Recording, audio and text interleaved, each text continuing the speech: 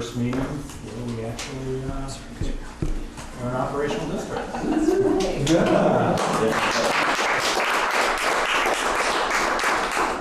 So we'll open the meeting at 6:03. Today is 19 July 2017. The meeting tonight is in the Maple Run Boardroom.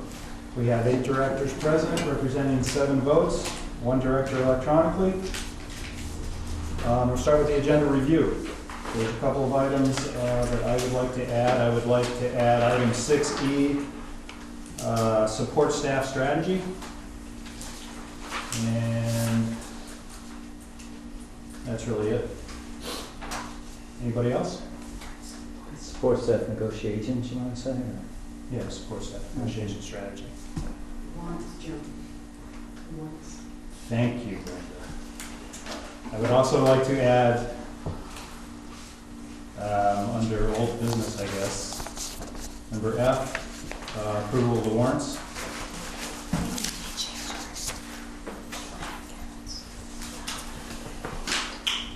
Anything else? Okay. Hearing none, I'd look for a motion to approve the agenda as amended. So moved. Thank you, Mike. Thank you, Nathan. Any discussion? Hearing none, all those in favor indicate by saying aye. Aye. Opposed? Approved 7-0. Ask everybody to please rise for the pledge. I pledge Allegiance to the flag of the United States of America and to the republic for which it stands, one nation, under God, indivisible, with liberty and justice for all. Okay, so first of all, I'd like to, before we begin, I'd like to welcome our newest member from St. Albans City Schools, Stacy Rulo. Welcome aboard. Thank you. And now we will move to visitors. Any visitors? Can we say like something like, isn't this our first official meeting? He just said Did you say that? Welcome. We clapped. Welcome again, Bart. No, you didn't. Yes. Re-roll the tape. Sorry. One thing I would like to say about visitor section, even though we don't have any visitors, I think this is a good time to remind the board and the cameras running as to what our visitor section is, because at our last meeting, we did something a little unorthodox. We opened the floor up for questions and answers on a specific agenda item. Typically, our visitor section is, the purpose of it is for visitors to come in and give testimony to the board, tell us their concerns, their thoughts, really whatever they want to tell us. It is not, however, the purpose of it is not for visitors to come in and cross-examine the board, ask us questions, engage us in conversations, because the board really does need to stick to its agenda, and that's in line with the open meeting law. So I just wanted to mention that just kind of as a reminder, because we did do it differently last meeting. Okay, so we'll move on to the consent agenda. On the consent agenda, we have approval of the meetings from June 21st. We have a resignation of a in-school support monitor, BFA, attachment 5B for the letter. We have some new hires, and that's attachment 5C, some non-union guidelines, FYI, and our media packet, FYI. Are there any objections? Is there any reason to pull any of those for discussion, or any objections to having those in the consent agenda? If there are no objections, these items are adopted. They are adopted. Moves to item 6, old business. We have 6A as employment contracts. That's going to be a discussion certainly around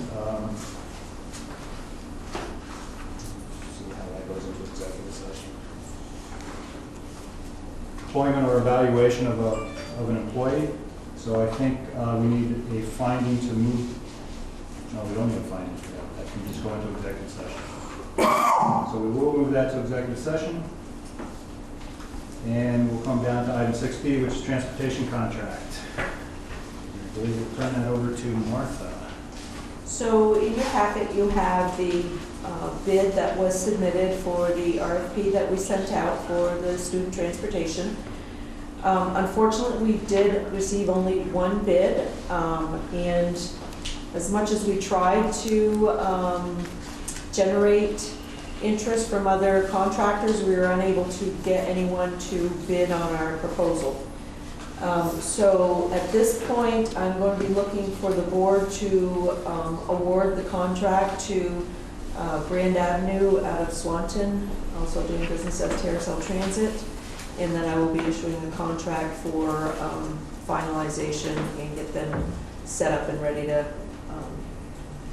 get going for the new school year for the contract. This would be a 3-year contract with a provision in there to renew after year 3 for a possible 2 additional years, each year individually, if that was of interest to us at that time. Motion to approve this contract?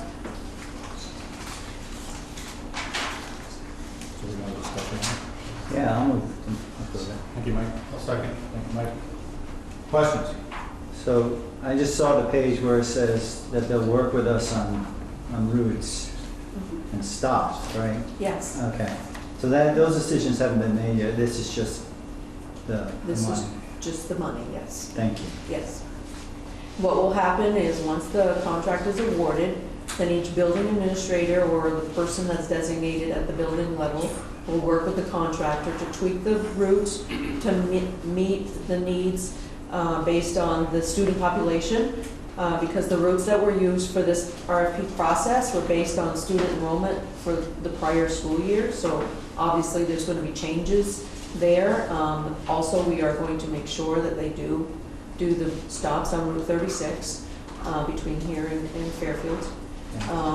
But that will be the work that needs to be done between now and the start of the school year. So, Are the, go ahead. excuse me. The last time that contract went out for bid was when? It went out 5 years ago. 5 years or 4 years? I think it was 4 years ago. We still have 1 year that we could have renewed, but because of the consolidation, we opted to put it out to bid. And can you remind me, last time did we get more than one bid? No. I thought so. So, I like work. it seems like it's always one bid for the whole group of us, but do we get separate bids, am I right, for different? Yeah, in the past, it was separate bids for the schools? different schools, but it Because was it was the same. the last time, I take that back, last time we did put it out a year ago, and in fact, we actually received no bids, and then we were able to actually work with this contractor to come in and provide us services for last year. And so we went back out and rebid it again, and they are the only ones that bid at this time. I would say over the next 3 years, we probably will be looking at what our options are when it comes to student transportation. It may look differently in 3 years from now. This is what we have. So just to be clear, first year contract is $1,078,000 and then 3% increase. Year Correct. 2 and 3% increase year 3. What are our options? This is it? This is basically it at this point. What are our options 3 years from now? How can we position ourselves so that we can come up with a more competitive? We can look at, if we were to bring back our consultant again and work with, maybe bringing busing in-house. Buy our own Buy our own buses. Employ our own drivers. Employ our own drivers. That's one option. The other option is to actually connect with other busing companies that are outside of this area and see what the issues were, why they wouldn't bid. There were some other circumstances that maybe had we known, we could have opened it up. One of the provision is that we wanted a repair facility within a certain amount of miles, but there's a possibility that we could contract that out with like Clark's Truck Center, which is just in Underhill, which is not that far. So we wouldn't necessarily require that provision, and that would be one of the reasons that we didn't get other contractors in. How does- So we'd be looking at options. How does this compare with previous contracts? I know it's not apples to apples, but Well, obviously, it came in higher than what we were hoping it would come in. Right. How does it compare as Well, far as? yeah, if you were to take the busing, say, from last year and add them up. Well, this came in higher than last year's contract. How much higher? I don't have that number off the top of my head. How does it compare to budget? It's slightly over budget, but it's something we'll have to manage in the budget. You mentioned possibility of owning buses. Just clarify, we had to stop doing that as an SU by statute some time ago. We didn't have to stop doing it by the SU because of statute. Or I mean by individual schools, they all had to do it. Right. Right, so now that we're a district, we can own our buses if we want. Yes. Okay. Mhm. Well, I didn't know if that statute applied to. What the statute was that the transportation services had to be managed at the SU level. Okay, thank you. It didn't mean that you couldn't own your buses. And Jeff, our consultant, is actually trying to push us to look at that. He feels it would be a big savings. However, there's also challenges. Challenges with that Yeah. option. But that at least gives us some time to talk about it. Right. Well, I think we've all seen the challenges over the years, especially Fairfield, with, getting those things started in the cold, So that seems like a pretty big shift. I don't almost have to start looking at that right away. Well, Yeah, it will be something we'll be working on. but we certainly don't have time right now to not accept this contract Correct. for the next school year and put it back out to bid with a changed. Right. Now, I have one more question on the renewal. Mhm. You said after 3 years, they could renew for 1 or 2 more years. Mhm. That's Is that- our option. At our option. Our option, Okay. yes. So there's no guarantee if we decide No. after 3 years we're going to. Correct. The guarantee is the 3 years And it's 3% increase every year. each year. So even those 2 extra years, if it went for them, would be 3% each year? Or is that not decided yet? It looks like it's decided. Oh, yes. So for 5 years, it'd be 3%? Right. Okay. Okay. Does the BFA physical education shuttle, is that in addition to the, or is that part of that 1 million? That's in addition. So the 1.078 is just the daily routes, Okay. the to and from school routes. And this may not be a whole comprehensive listing of the additional buses services that we need throughout the year, but that's not different than any other years in the past. It's Okay. just, we listed all the ones we had so that we could get some pricing for them. But that's consistent with prior contracts. And this includes all of the routes that we had put, that the consultant had put into his transportation plan for us. So, If we, sorry, go you ahead, ask a no, question? finish what you're saying. Go ahead. Like after this year, if it doesn't work, or if we get, the feedback, whatever, what would be, could we change, and then would that change that possible 3% thing, or? Well, there are provisions in the contract for, the 3-year contract, there's always the provision for unsatisfactory services. There's the provision to reduce the payments and/or termination of contract. So there's always that provision in the contract. I was thinking more about changing routes or the times or any of that. Like if we We can- change that, does that change the cost of? Yes, because that's why we put it, a cost per route. Per So if route. for some reason we decide that we don't need that route anymore, that cost comes out of the contract. Oh, so we're not guaranteeing these routes. So I just looked at this cost for cameras. That seems kind of high, isn't it, for $3,000 per bus? Or do we do that on our own? Well, we wanted it to be the responsibility of the contractor to have them on the bus. Otherwise, then it's, dependent on the different schools, who's gonna be in charge of getting them and getting them in. But we do have some buses that already have cameras on them, so we won't be paying the $3,000 for every bus, because the cameras that we already have, that the schools have already purchased, we're gonna continue using those. So that will be the cost for the ones that don't have the cameras in them already. And these cameras are both audio and video, I would imagine, I right? do believe so. Yes, they are. What, do they go to a tape? Yes. Or- And what we were requiring in the RFP was that it had the capacity to hold 30 days worth of data, so, And they're responsible for maintaining it, because I think at previous meeting we heard right. a number of buses. What we're gonna have to talk about, once Or the the radio. contract is awarded for, the ones that we already have, that are school-owned, we may be responsible for maintaining those. The ones that the contractor puts in, they will be responsible for. But again, that's something we'll be working out. Okay. But they have to they download the stuff 30 days. I'm not exactly You sure don't know how they- that system works, but It'd be nice to know. Who owns the data, the school system? yes.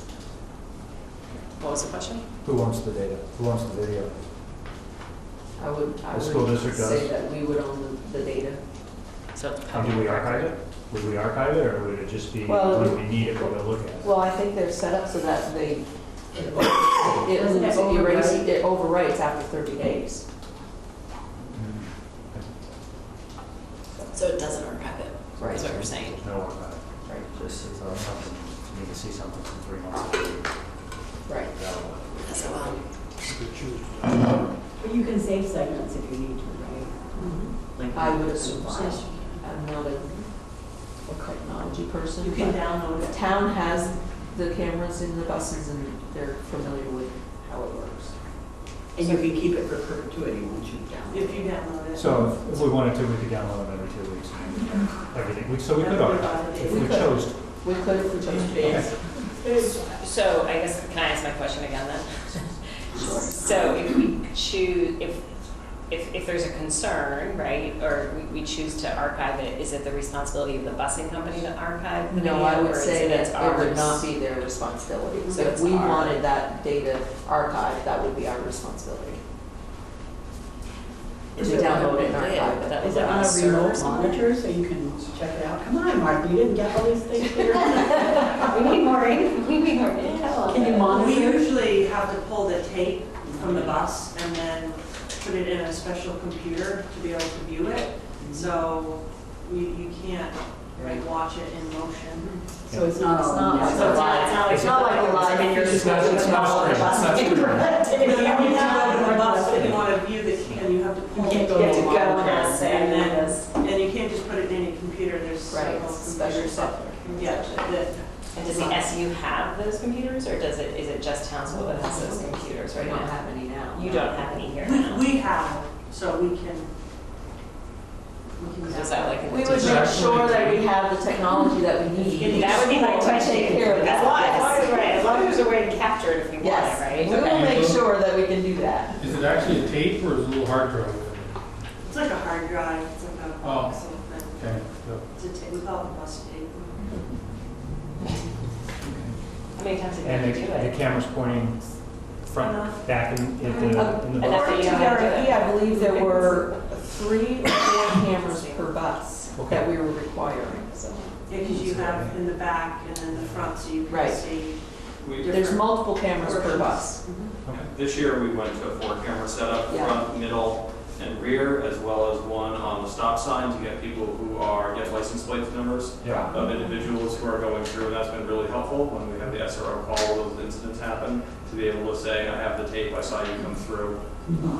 When it didn't stop because they didn't have us. Yeah. When they blow through the bus, it's just like safety. Do any of the cameras point out the front windshield? Yes, there's one that points up the front windshield. Yeah. Maybe I'll- Very curious. I cannot get on that. So citizens beware. Sorry. Any other questions? Citizens beware.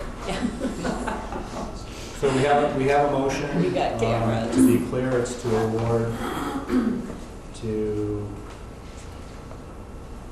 Grand Avenue Enterprises doing business as Carousel Transit. We have a motion, we have a second. Any further discussion?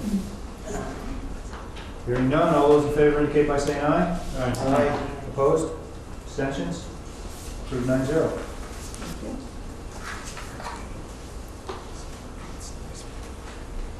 All right. Co and extracurricular guidelines, attachment 6C. Kathy? Yes, the board asked that we review the co-curricular wage scale, and we have talked with all of the principals, and we would come back with a recommendation that we do utilize the same rate structure for the schools, so that the three, if you look at the very last page of the co-curricular piece, that would mean that the student council advisor would be paid $1,000 regardless of whether it's Fairfield or town, $1,300 for yearbook, and spelling bee $650. And one of the questions about that was, I think no matter how many students in the school, you can only enter 10 students in the A spelling bee. spelling bee has the same number of kids regardless of the school. So we felt that Spelling bee. that was a valid point, that we should be paying the same stipend if it was a teacher and the same hourly rate. Honestly, this needs to be a pilot year. If we have someone who's an hourly employee being paid, we'll have to see how many hours and see if the wage rate is right and that kind of thing. Okay. That would be- So my attachment is wrong, because mine still shows special lower rates for Fairfield. Yeah, we would cross that out and amend it the way the board. Yes. I just want to be clear. Question, yeah. So we would amend the last page to say $1,000 for student council, $1,300 for yearbook, and $650 for spelling bee. Okay. I'm a little confused on the hourly rate column. It's if you're an hourly employee. If you're an hourly employee, you must be paid hourly, and Hourly. actually, if it's over 40 hours, you must be paid overtime.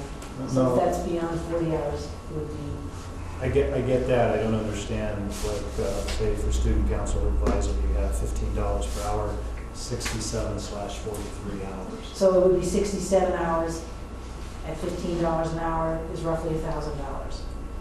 So that should say 67 hours. Yearbook should say 87 hours.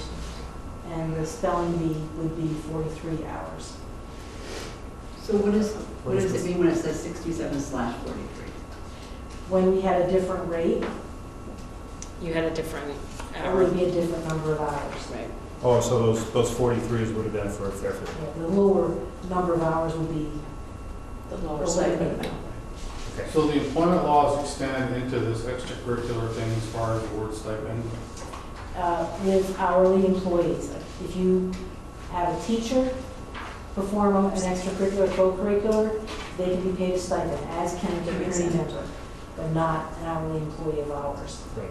It must be adjusted for overtime pay.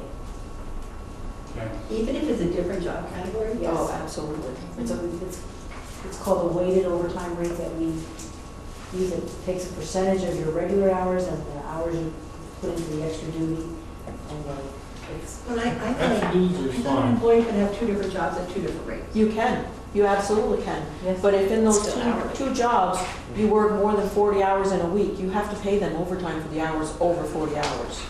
And to do that, when they have two different jobs at two different rates, you give them a weighted overtime rate. But this is a volunteer thing. This isn't something you told these people they have to do. It doesn't matter, Good luck with that one. Yeah. you're paying Any job them, you're would paying be them an voluntary. hourly wage. I want to be a coach, or you're telling me to be a coach. You're telling me that that's the way it is. I just find a hard time fitting it in my head. It's It's very, on HR. it's very hard to have an hourly employee that's employed in your school that actually volunteers to do work, because it could be considered that you are putting pressure on that person to volunteer, when in fact they wouldn't be volunteering, Yeah. they would be. Okay. Just a quick note, Kathy. Yes. Men's golf, women's golf is moving to fall this year. It'll be a fall sport from now on. The BPA voted to move that sport to fall rather than spring. So just on the listing. Now listed on the spring, but should be moved to the fall. So men's golf, Women's golf is going to be in the fall sports Category. season. It's just in the season. yeah, they would just move up from Yeah, group just, 2 spring to group 2 fall. yeah, that's fine. Got it. Yeah, Men's golf and women's golf? and, yeah. and-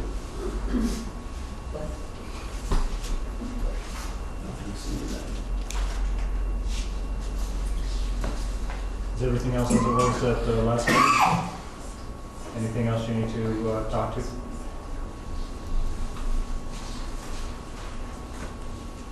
Kathy? I'm sorry, say again? Is everything else the same? Is there anything else on this you need to talk to?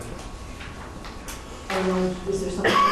It's just that I think there was one error. I saw the softball, baseball for the Element K-8s. That is one of the shortest seasons. It's nowhere near as long as basketball. I think the numbers there got, Transposed. yeah, that shouldn't have been, Softball or baseball, it should be 2 separate categories. well, yeah, and it's not, it's a very short season. That's one of the shorter seasons. The big one, which is, you put it at the rate of basketball. And basketball is the longest season that we have for any sport. But that should be the same as soccer. So I think that was just a typo. Well, it's not the hours. It's not the hours, It's it's the the rate. stipend amount. What is the stipend amount for softball and baseball? I'd have to, So that was, yeah, that was the same as soccer. Angela, was it the same at your school as well? Yeah, the longest season's definitely basketball. So softball, baseball should be more like 11:25, is that what you're saying? It should align with soccer.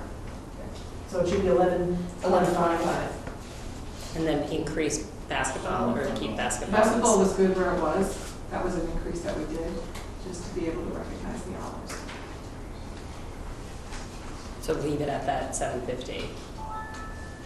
That's just No. elementary. That's a special case, I guess, that's just one Oh. school that has.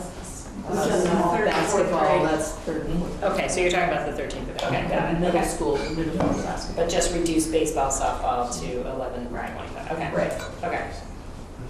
And just for clarification, the hours over there, that's just a calculation of what the stipend is divided by that hourly rate. That's how many hours that comes up to. That in no way means that's how many hours that person's actually gonna work. We don't know how many hours that person's gonna work.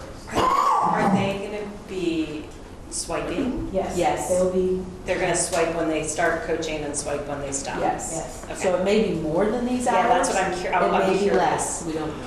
If it's an hourly employee. If it's an If it's hourly hourly. employee. If it's a community member, it's just a stipend. It's Correct. just a stipend. I think we have, I think last year we had 5 pairs 5 hourly employees that were coaches. It's not a huge number of people, but we do need to pilot this for a year. We did keep track of the fall track coach, I think it was, at the high school, and it was very close.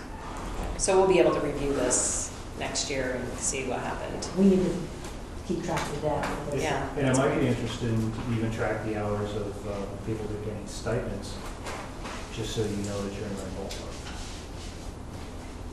We would have to set them up, just clock it. To swipe and not get paid. Would you do that? Yeah. Great question. Actually, no.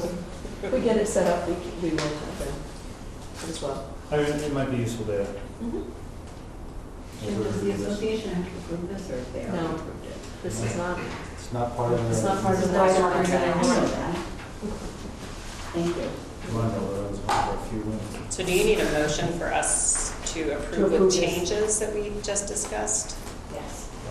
To approve the whole thing, right? Guidance. So I look for a motion to approve the FY18 extracurricular and co-curricular program guidelines and wage scales. So moved. Thank you. As amended with the baseball. As amended. soccer. Jeopardy. As amended, yes. Okay, we have a second by Steve. Second. And Nelda. Any further questions? Hearing none, all those in favor indicate by saying aye. Aye. Opposed? Abstentions? Approved 8-0.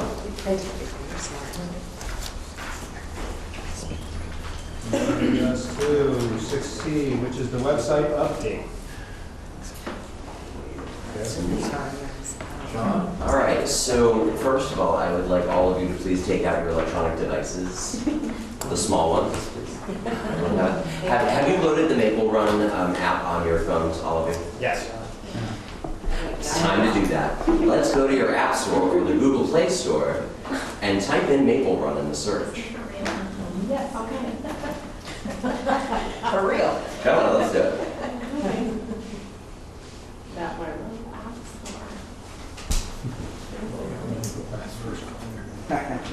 And once you close the app, it's going to be nice. You're going to see like maple trees. This is our website. No. This is our mobile app first. My connection's not working.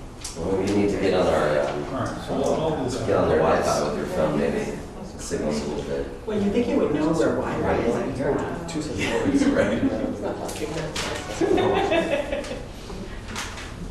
Are you loading?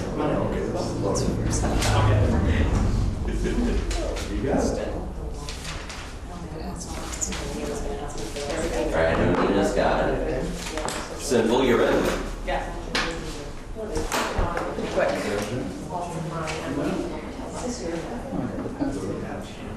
That's so cool. It was in the packet. This is a packet. Don't just make one run. It's right here. Maybe even 2 words. Do 2 words. No, not Matthew Run. Not for you. It's Maple Run. Excellent. Nah. Is this stuck because we're all downloading at the same time? It could be crashing a little bit. If we're crashing anything, we're crashing this one. They have no, need to delete some It's just that circle, but it's not progressing. Jill just started, but she's on Wi-Fi. Are you on Wi-Fi or are you on cellular? Yeah, you should. I'm on. Sean, what happens with the droid? You go to the Google Play Store. Play Store. Google Play Store. And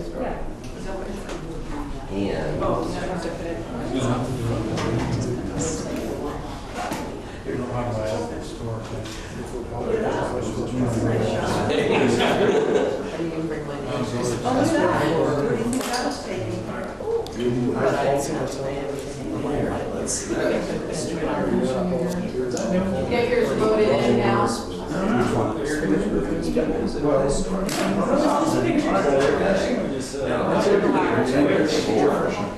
Oh, I see, that's gone.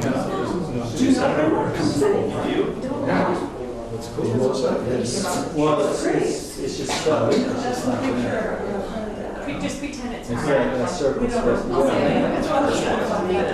Is that the trees? It's just a circle. It's got our Yeah. pictures. Yeah, so just pretend it's hard out. Yep, that's what it is. That's the one. No, I thought you were wondering if that was. I'm deleting. No, she's asking where the picture Where the picture I said came just from? pretend it's hard out. Have no idea. I think so. Might come all from right, sounds Fairfield. good. Give it a second. Can you get rid of Twitter? I can't remember my password.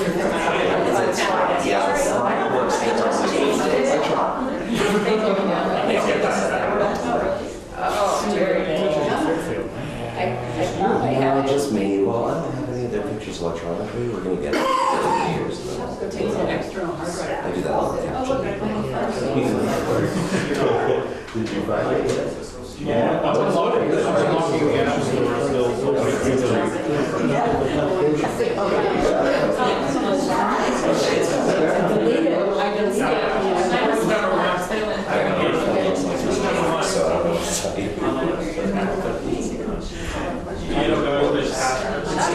It's good.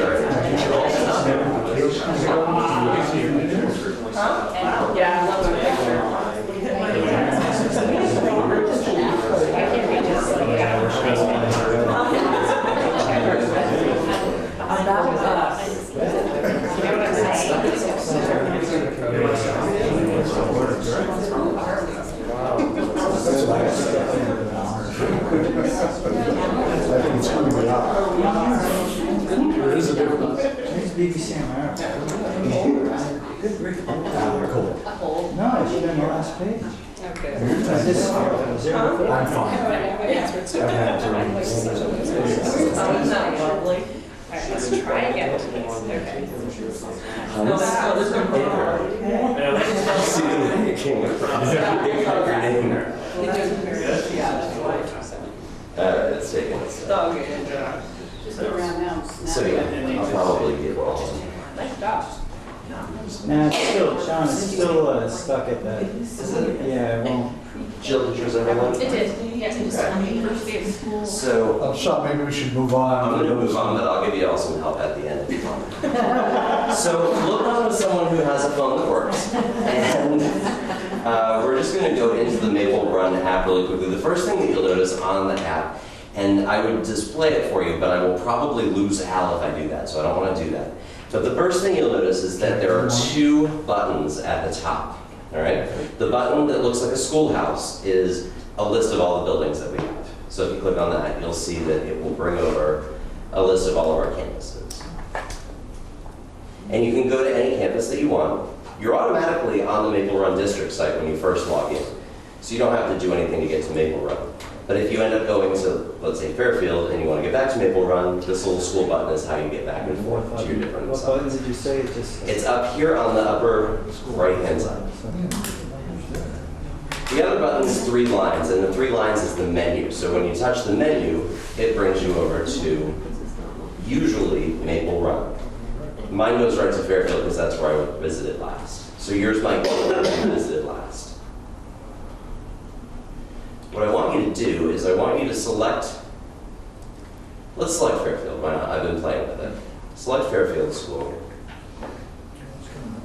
And then bring over the menu. So you should see the Fairfield menu, which is blue at the top. So the first thing I want to show you is the live feed. So click on live feed, and what you're looking at is some Facebook posts that I've made in recent weeks. And basically, through this app, I'm able to make Facebook posts to the Fairfield site, but it also goes to the live feed on here. So what that means is that you don't necessarily have to go to Facebook. From within the app, you can see whatever I'm doing on Facebook, which is kind of nice. And it's a live feed of everything that we're doing. If you want to get back to where all those different menus were, you can either click on the 3 lines up at the top left-hand side again, or you can even swipe, just swipe to the right, and you'll end up back over at your little menus. If you go to news, news is where you'll find some of our larger articles. So at Fairfield, I have a canoeing trip. It's really not much of a news article, but it's something that I threw into the news. This is something longer with more photos than a live feed, something that's going to be more than a Facebook post. Where was the news again, Sean? Sure, if you go up to the top left and click the 3 lines, you'll bring over your menu, and in theory, it should be the second choice down under live feed. So there you're looking at news articles. If you go to the Maple Run District news article, you'll see I put in an article that I wrote for the Messenger a month or so ago. We can keep that up a little bit better over time. I think what's going to eventually go in there is, what's that? Yeah, Brenda's added some things on the Maple Run site, the superintendent's sort of newsletter, that kind of stuff will show up there. If you go to events, which by the way, go to menu again, swipe or upper left-hand corner, click on events, you'll be able to see any of the events in theory that I have on the Fairfield calendar, which actually does not seem to be working because I have a lot of events on the Fairfield calendar and they're not showing up, so that's a glitch. Mine are showing up. You have events at Fairfield? Yeah. I think it's a little slow. Oh, maybe so, okay. We're taxing the system, I think, maybe. Taxing the system. Brenda, can we put our media stuff that we give everybody on under news? I can't do because it's messenger stuff. I'd have to ask. If we get permission from the Yeah, messenger? right. Yeah, I can ask Jill. Huh? All right, so you guys have events, and what's nice about the events, again, is that if you put a location, all these events, we just keep them on our Google calendars, and they automatically sync. Oh, the agendas and minutes are gonna be here now? Everything's Oh going to be my there. God, I'm dying on that. agendas, not the, Not the full board That's packet. okay. Is We're this figuring live? out Is this live? I can learn. Is the website? This website is available to the public now. We haven't announced it yet Okay. and said to everybody, hey, this is our new website, but it is live. Are you going to have a board portal like the FCSU did that we can log in and then get to agendas with attachments? We are still working on that with this company to see if we can make that happen through here. For now, we're probably going to continue using the same system we did in the and past. it's not going to be on the portal anyway. Whatever it is. You'd have to go to the website, it wouldn't be on. Yeah, that's fine. I'll tell you a little bit about that in just a second. But go to staff, you should see our staff listing. My phone is like glitching out right now. You should see our staff listing. At Fairfield, the only face you'll see is mine because I don't have anybody else's pictures. But, all the attention. Because you set this up. If you go to menu, you should be able to come up with the menus from the Abbey group. They have a link that lets that they update every single month with the new menus, and we've linked that to the menu button. In the app, though, you can't make it bigger, which I have a problem with that, so I'm going to be investigating that. On the website, you can make it bigger and see it a little bit better. This one, you have to get far away with a magnifying glass, but we're working on that. If you go to documents, there's nothing in Fairfield right now for documents. I deleted everything out of there because it was just fake stuff. But if you change to the district office over here on the right-hand side by clicking on the building and then click on district office and you look at the documents, you'll see a ton of documents there because we've been loading everything. So that's where board meeting agendas and minutes are located, calendars, policies, procedures, master agreements, all the documents that we've got. I just realized something. If you click on a document, you can open it, email it, or share it. Yes, Yeah, it's a PDF. which is very nice. So I'm looking on the website too, but great. There's no search feature on here? No, Can we have that? not on the app. You have it on the website, I think, not on the app. So, Sean, that brings up a good point that I want to make sure people understand. What I'm told is the app is not as robust, great word, It's not as wordy. as if you went onto the website. And I'm going to show you the website in a second to show you a couple of things that you're not seeing on the app. Social media doesn't do much right now, but if you click on notifications, you can see that there might be some notifications in there. We can send out notifications to people, and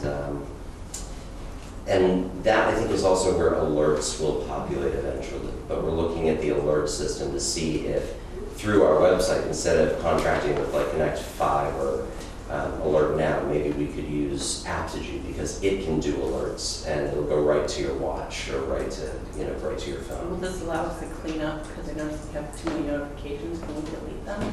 Yes. You can. So let's see.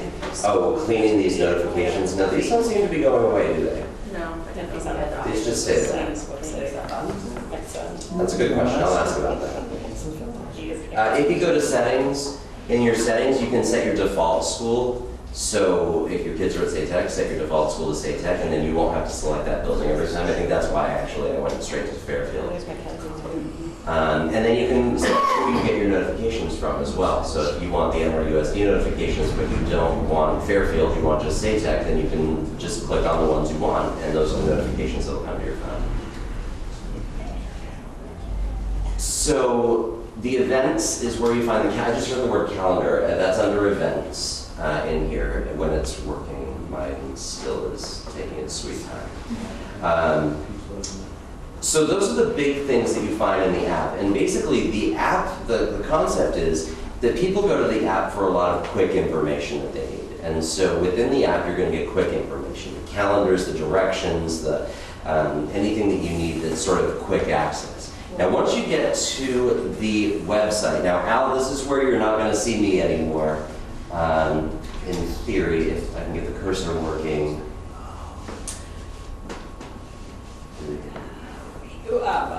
Wait, there it was. You guys are so good at communicating.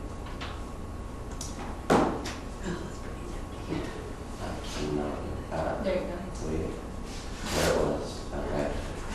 So jumpy. Where did it just go? It's up at the top, way up at the top. All right, Al, you're gonna see my screen here in a minute instead of seeing us.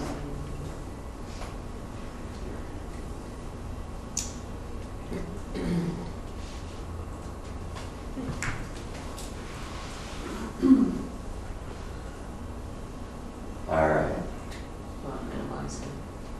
Yeah. Top right. Okay. There you go. So I do apologize, the cursor here is super jumpy, I don't. So we're back here where we've been before, and the same thing that you've seen before, the calendar with the events, the live feed, and the news, like I just described. What's nice is that no matter what page you're on, you can always get to district information. So if you're on the SACS website, at the bottom of the page, you're still going to see these district resources. So an employee who wants to go to the employee portal, this is always going to be at the bottom of the page. So you don't have to go looking for school board information, policies and procedures, no matter what school you're on, they're always at the bottom, which is nice. When we go up to the menu, though, this is where you'll see some important differences between the app and the site. Within the menu, the things that are in the green circles, those are the things that you can access on your app. Those are the most common things. The things underneath, you can't get on your app. You have to go onto the computer. And these are the things that tend to be a little bit wordy. This is the introduction to the board of directors and all of your information, the transfer information, all of our departments. If you want to go to the curriculum department and see all the different pages that we have, all of this stuff is available on the website only, not on the app. And that's because most people who go looking for like employment information are probably going to sit at a computer to do that, not necessarily be looking at our app. But what's really nice is that the app or the website is scalable.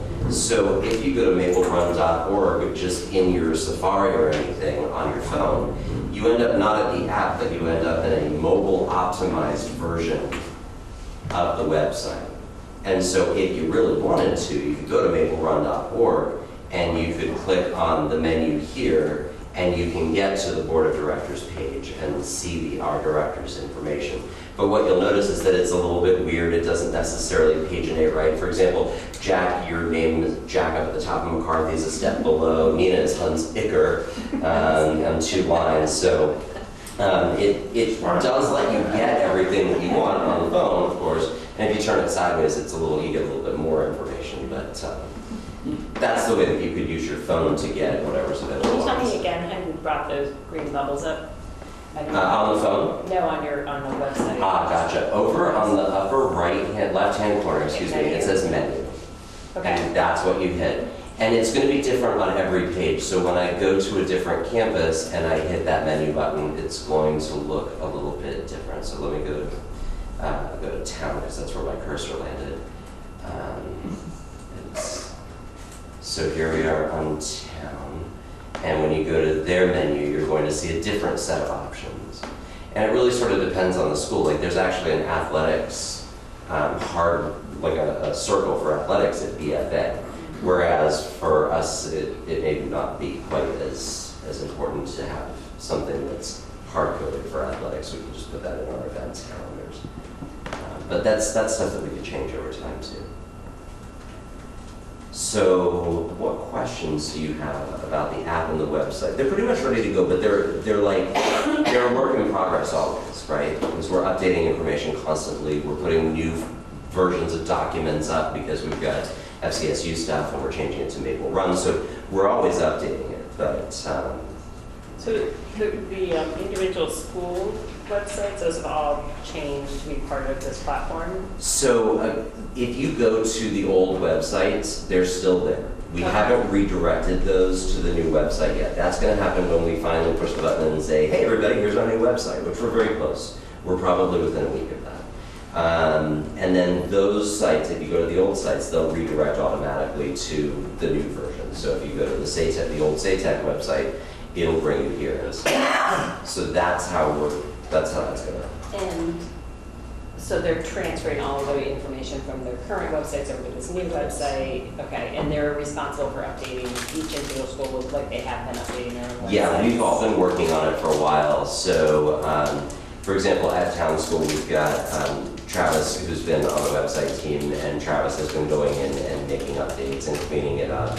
At City School, I'm not sure exactly who is working on it right now. It's probably Craig who's finishing it up, but Erica and Chris and Erica were working on it for a while.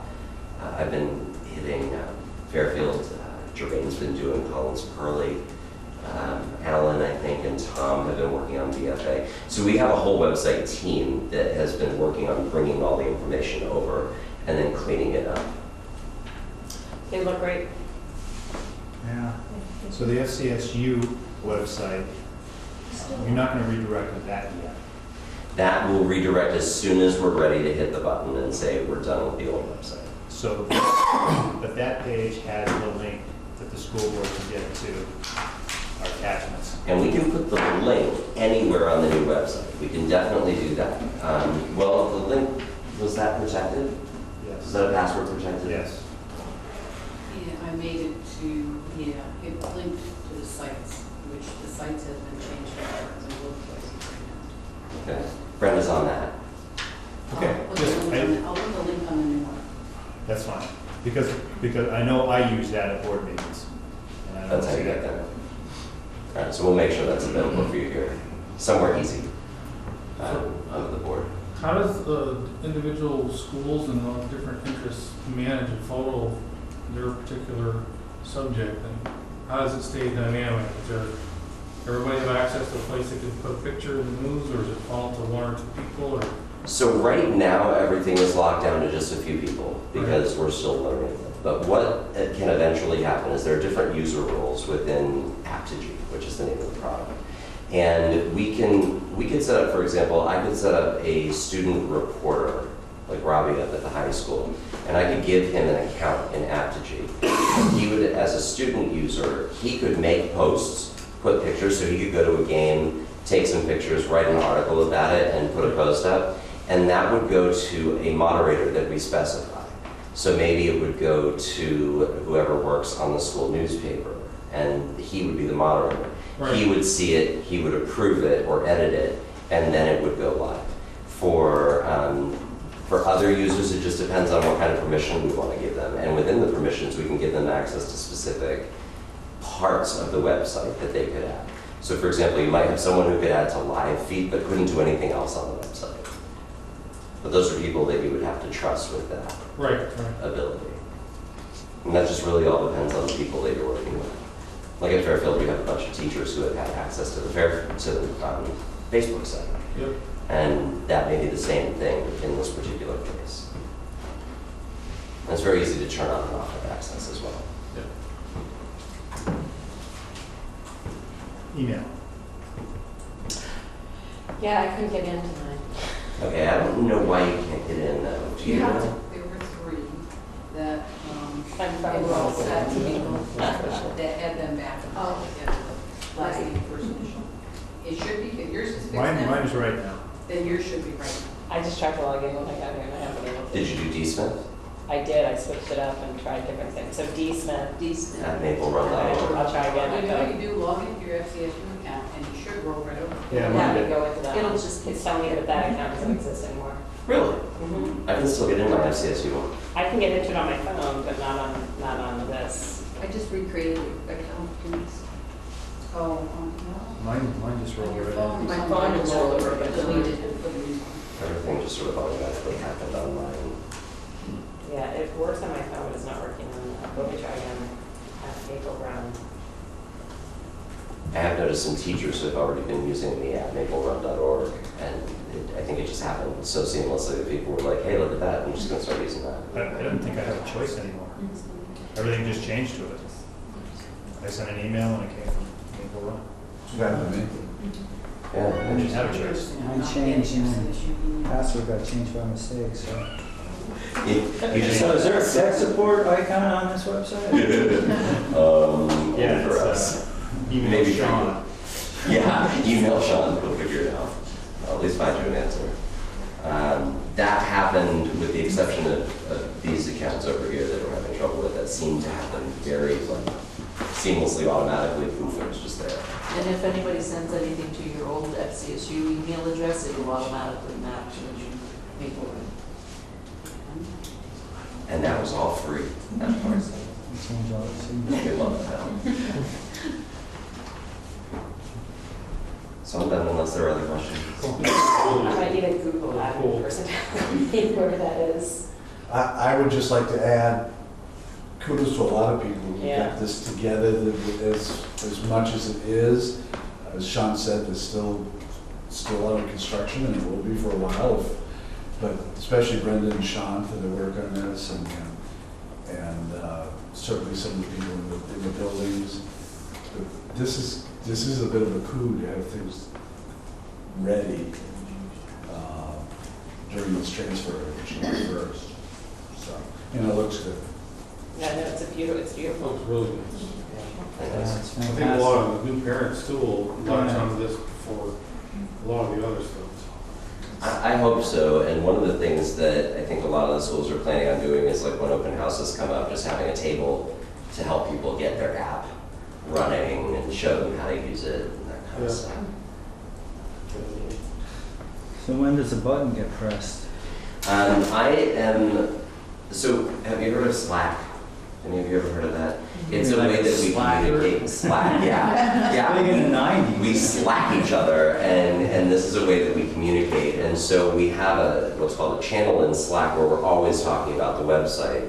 And people just are going in constantly, like 12:30 today, we were doing about, any of the glitches that we're running into or anything like that. So that's where we're kind of checking constantly to see how close we are to getting ready. And it's bits and pieces here and there, and that button's gonna get pressed probably before we have our next Maple Run school board meeting. I hope.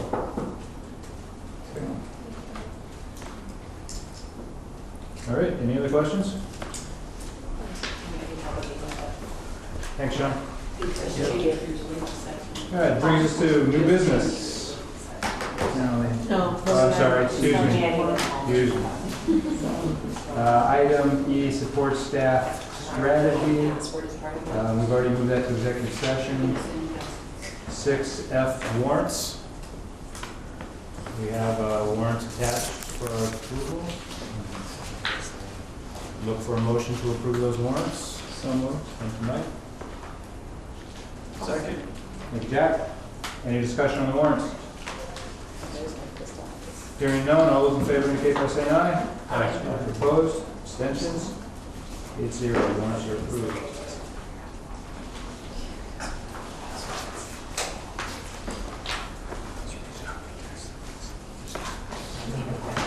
Okay, item 7A, elementary student transfers for Maple Run. Seeking a decision on whether the board wants to allow students of employees to attend the school in which they work. Kev, you want to speak to this? I would, and I would rephrase that slightly for what we've got on the agenda. The board may remember that when we started talking about elementary school transfer and came up with the process, which I think was pretty successful this year, there was talk about whether we allow staff to send their kids where they wish and give them priority.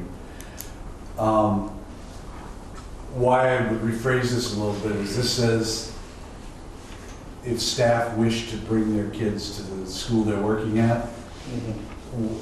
We were reminded today that there might be staff who don't want their kids in their school and would like them, or the children would like to be in a different school from mom and dad. So what I'm really suggesting the board look at is whether we allow staff to let them go to another elementary school within the district as part of the transfer process, although that wouldn't be part of the 10. So they'd still go through an application process. They would continue to follow the regulations and the processes within that procedure. So for instance, they need to have their kid there for a year, and they can't just willy-nilly move them. So follow the transfer process, but they would be allowed to do it automatically, and it wouldn't be part of a lottery. So, This would be for staff that live in the district. and this would be for staff that would be in the district, so, Well, that's a good question. What if they don't live in the district? But they weren't in the district. Is that what you're saying? that's a separate thing. We're not talking about that right now. I would say that's problematic for a lot of reasons relative to state and tuition and ADM and everything else. Okay. So right now, you're just talking about people that live in the district but might. And a good example is the letter that's Yeah, attached. yeah, he's living in, wants to live in the city, but. He's works at St. moving from Georgia. He wants to live in St. Albans. He works at town, but he's unsure whether he's going to be able to find a place in town. And I only gave you that as a model or because it was so timely for what we're actually talking about. So if this person lives in city and finds a place in city, he's asking that he has the, because of the situation, if he'd be allowed to send his children to town where he lives. So yes, I want to clarify that this is only, it's an expansion on our elementary school transfer and nothing more. All right, so we can discuss this. I'd look for a motion to expand our transfer program to allow employees who live in the district to allow their children to attend the schools they teach in. No? To allow the children to transfer, To apply for a transfer. Okay. So, Thank you, Mike. Seconded. Thank you, Mike. So is this gonna go against the 10 slots we've already approved, or is Yeah, some it's outside? outside of. It's outside, it would be an addition. Yep, So understood. is it also pending on the resources at the receiving school? Yes, that's why I said it has, that we're following the procedures in the, or the transfer procedures already in place. So it's not necessarily an automatic? Correct. It's not. They have to apply. They have to apply. We still need to go through our principles, make sure that there's space, and just like we would with anyone else. Sounds like a good idea to me. yeah, I think it is. Restate the motion.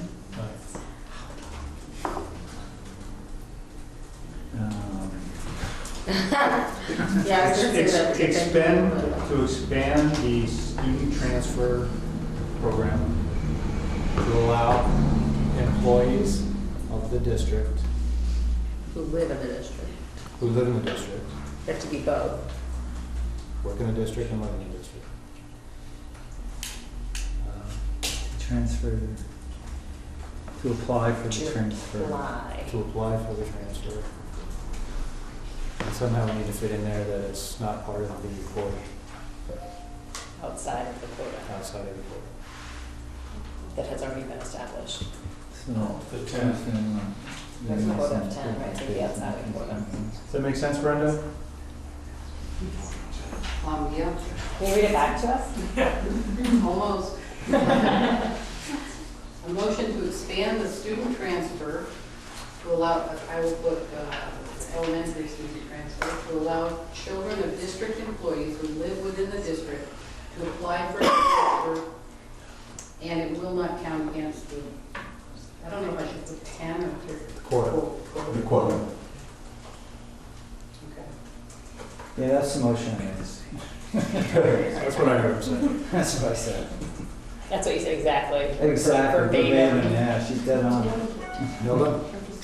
It's the same.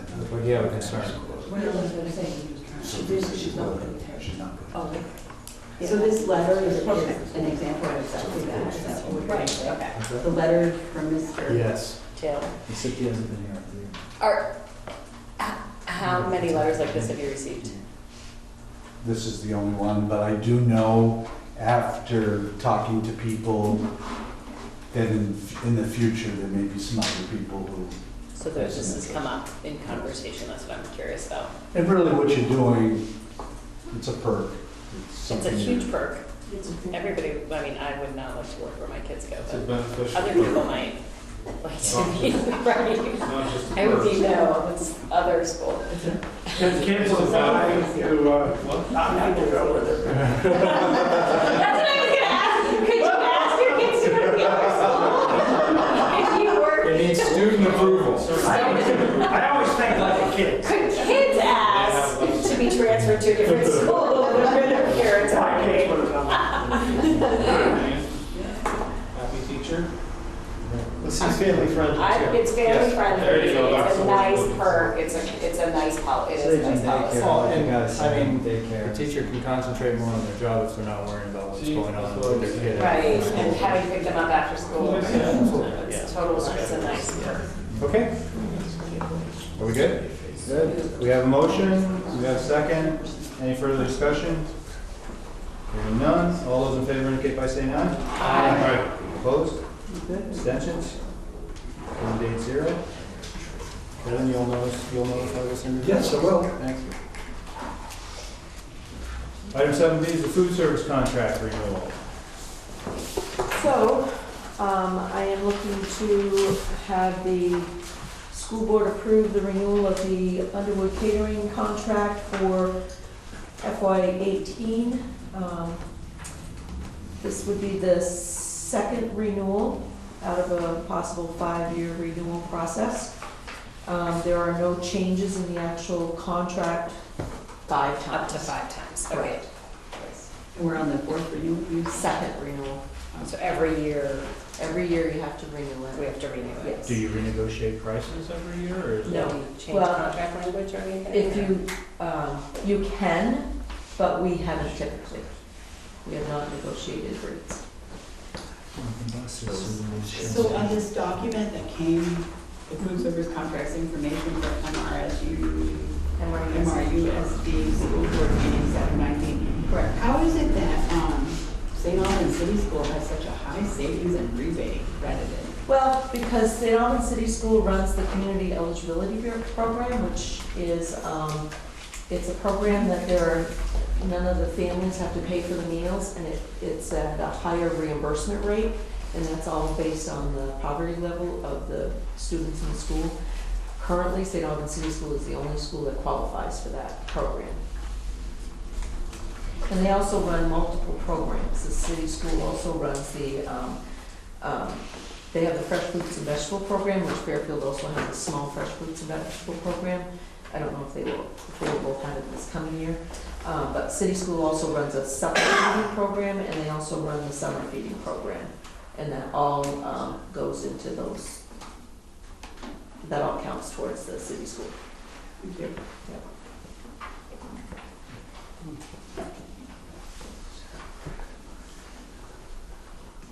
Any other questions? Where'd you see that? And, No. attachment 7B. Yeah, no, on the attachment, no, it's Any questions? administrative break. Oh, okay, reimbursement rate. Okay, we have a motion, we have a second, I'll call for the vote. All those in favor indicate by saying aye. Aye. Opposed? Abstentions? 280. Item 7C, set breakfast and lunch prices. Yes, and, oops, ready for me to speak.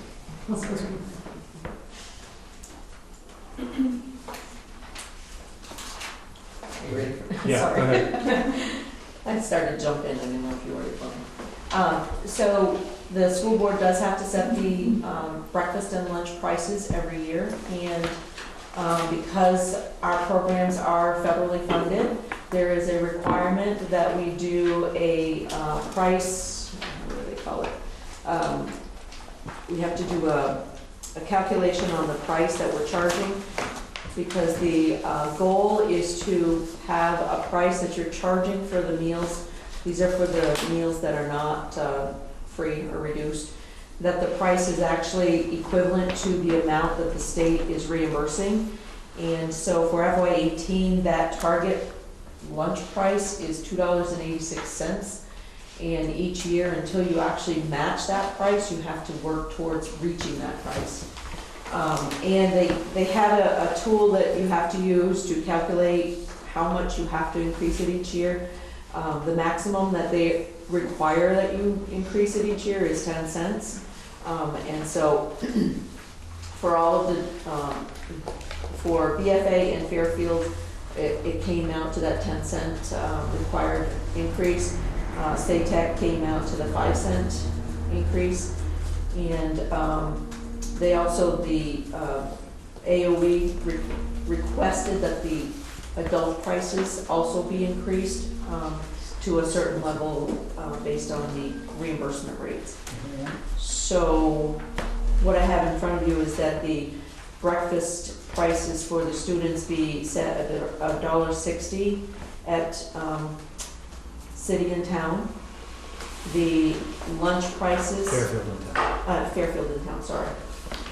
The lunch price for Fairfield would be $2.45. The town price would be $2.15. The breakfast price at BFA would be $1.60, and the lunch price would be $2.70 for the students. And the adult prices would be $2.25 for breakfast across the board and $3.75 for lunch across the board.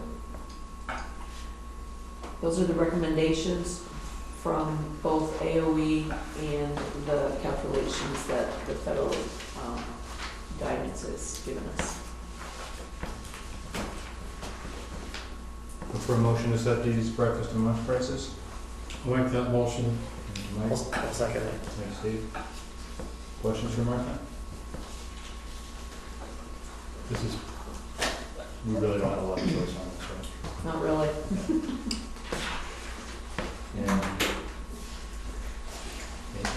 I guess I don't have a question, I just have a comment that we don't have universal lunch or breakfast even at Fairfield or Town School. They pay for breakfast too. It's not universal. I think city had universal breakfast. City has universal lunch, and then yes. we have both. Right. Okay. I just wanted to, And again, that all falls under that community eligibility right. division. And how much longer does city qualify for that? As long as.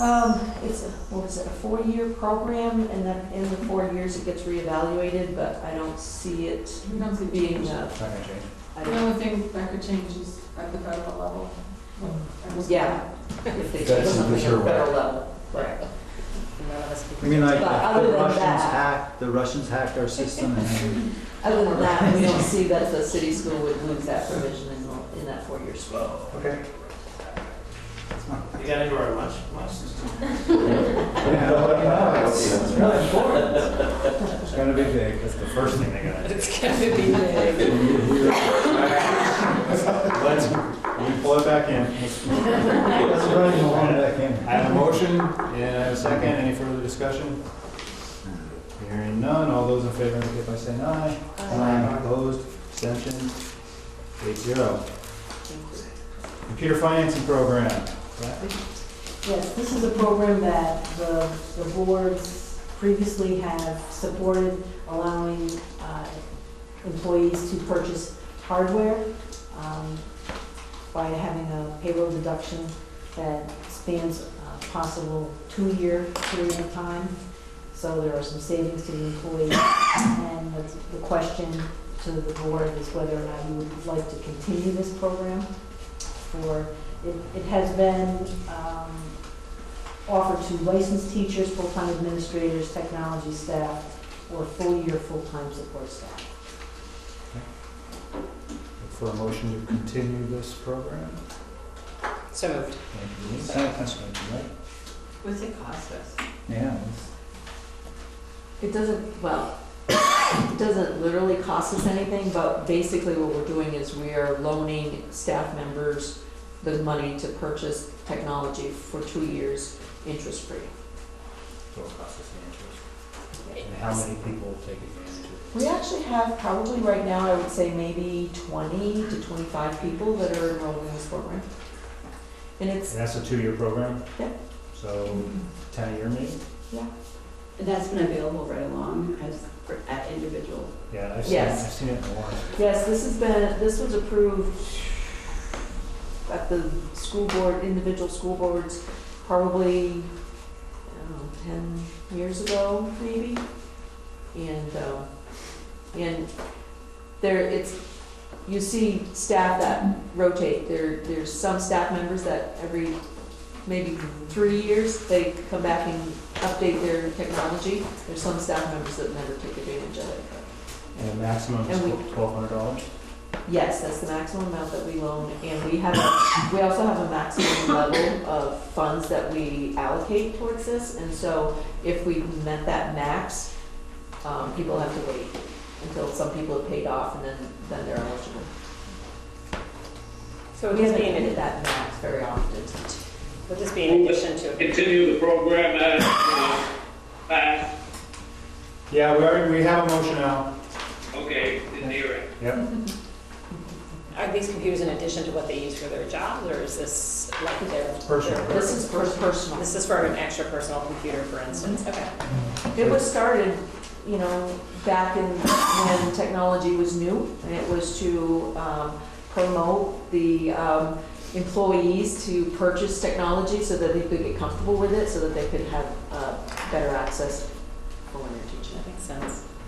I think just the fact that we have 20 people in it shows that it's a popular program. Yeah, I support it. What do you guys feel? No, I think it's good, yeah, Okay. it's another perk. All right. We have a motion, we have a second, I'll call for the vote. All those in favor of maintaining this program indicate by saying aye. Aye. Opposed? Abstentions? Approved 8-0. All right. 8E, 1, 2, and 3, we have 3 side letters. Kathy. Yes, I would say that the first side letter provides that staff have a duty-free paid lunch, does not specify a number of minutes. The association would like to see a number of minutes specified, but our recommendation is that it was not stated in the contract, in the negotiations, anything about duty-free lunch. It does say in the negotiated agreement that the superintendent designee or principal shall establish the daily school schedule, and that includes lunch. I thought that it was fair to say that the board supported the duty-free paid lunch. I cannot make a recommendation to you that we put a number of minutes, because the number of minutes in the schools, and depending on the positions, special educators don't always have a 30-minute lunch. Early childhood professionals don't always have a 30-minute lunch. PFA has a very varied schedule. If they have 2 preps a day, I mean, there's a lot of considerations here. So that is the side letter on duty-free lunch that's in front of you. Let's just take Do that one one at a separate. time? Well, I want to do that one separately anyway. So I look for a motion to approve the side letter of agreement for duty-free lunch. When I first read this, I thought we were buying lunch. Yeah, I did So too. I want to know weekly lunch period there. This is what it says. Yes, They want to do free lunch period. lunch period. Yeah, I don't want to be responsible Well, for like, anyone just slide it to the more good while side, they're yeah. eating their lunch. Duty-free paid lunch, Oh. yep, good catch, Mr. That's what they want. They want to be responsible for children while they're eating their lunch. Yeah, let's get a motion in a second, we'll discuss it. Have a motion? I'll make the motion. Thank you, Denise. You're welcome. Here, I'll second it. Thank you, Mike. All right, so Mike's got to change. The question I have is I know there was some email going back between the association and administration.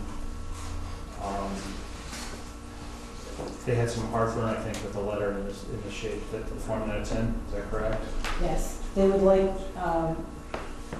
this is the email from Rusty that says, I would ask that as we have done in other situations, we keep all the old language from each group, since we did not negotiate any changes. Well, Do we have the old I mean- language somewhere? it's not like we had an old agreement that we were.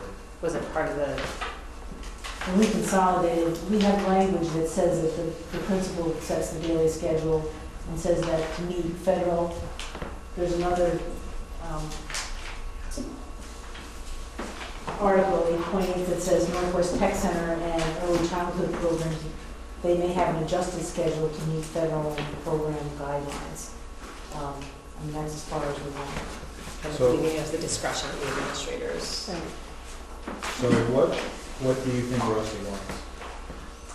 To actually break it out by schools? Yes. Saks gets whatever, 29 minutes, Town gets 31 minutes. You think that's what he's asking for? So, and that's an issue to do that because, so let me finish this. I think that we're changing transportation schedules, we're looking at schedules across all the schools in the next year or so, and I think that if you were to set a number of minutes for a lunch period, it could significantly affect the schedule in the different schools. So what's his fear? That a principal's gonna come in and say, you know what, your duty-free lunch is now just 15 minutes Right. instead of 25. I think Is that right? BFA has 3 days where they get 23 minutes and 27 or 28 minutes on 2 days. The high school is not, it was not feeling like there was a need to address the lunch period at the high school. I think that what some of the elementary folks are looking for is the Ks to all have a 30-minute lunch, but the early childhood programs and the special ed programs are in those school buildings, so it's kind of, it would affect those schedules. Presently, I know that the early childhood programs do not have a 30-minute duty free. Not every day. Not every day. They have an alternate schedule, so they do more, And they could do that because they had a different employer before? yeah. And there was not language in the FCSU contract about how many minutes were in the lunch period. So are you on slippery ground then when you have 2 employees, both work for the same district at the same building with different And lunches? different schedules.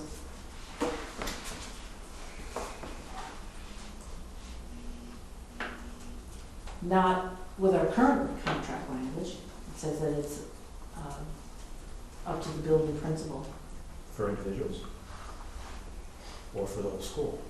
We have, there has always been language, and I don't know if it's actually in the contract now, that you could have a flex schedule that was agreed upon between an administrator and an individual. I think that one. Can I just ask Jim, are you saying Rusty has a problem with this wording before us? Yes. Okay. I think that's a fair statement.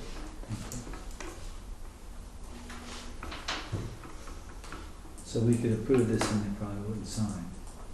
Mike, what did you say? I didn't hear what you said. Rusty, the rep from City School, I asked Jim if he has a problem with the letter before us, and he was saying, and Jim replied yes, as written. So that's one negotiator. But No, it's the two, you're making a side letter between the board and the in the association. the whole association. I understand Rusty's just one negotiator from, in the. Well, what I'm wondering is, both sides have to sign this?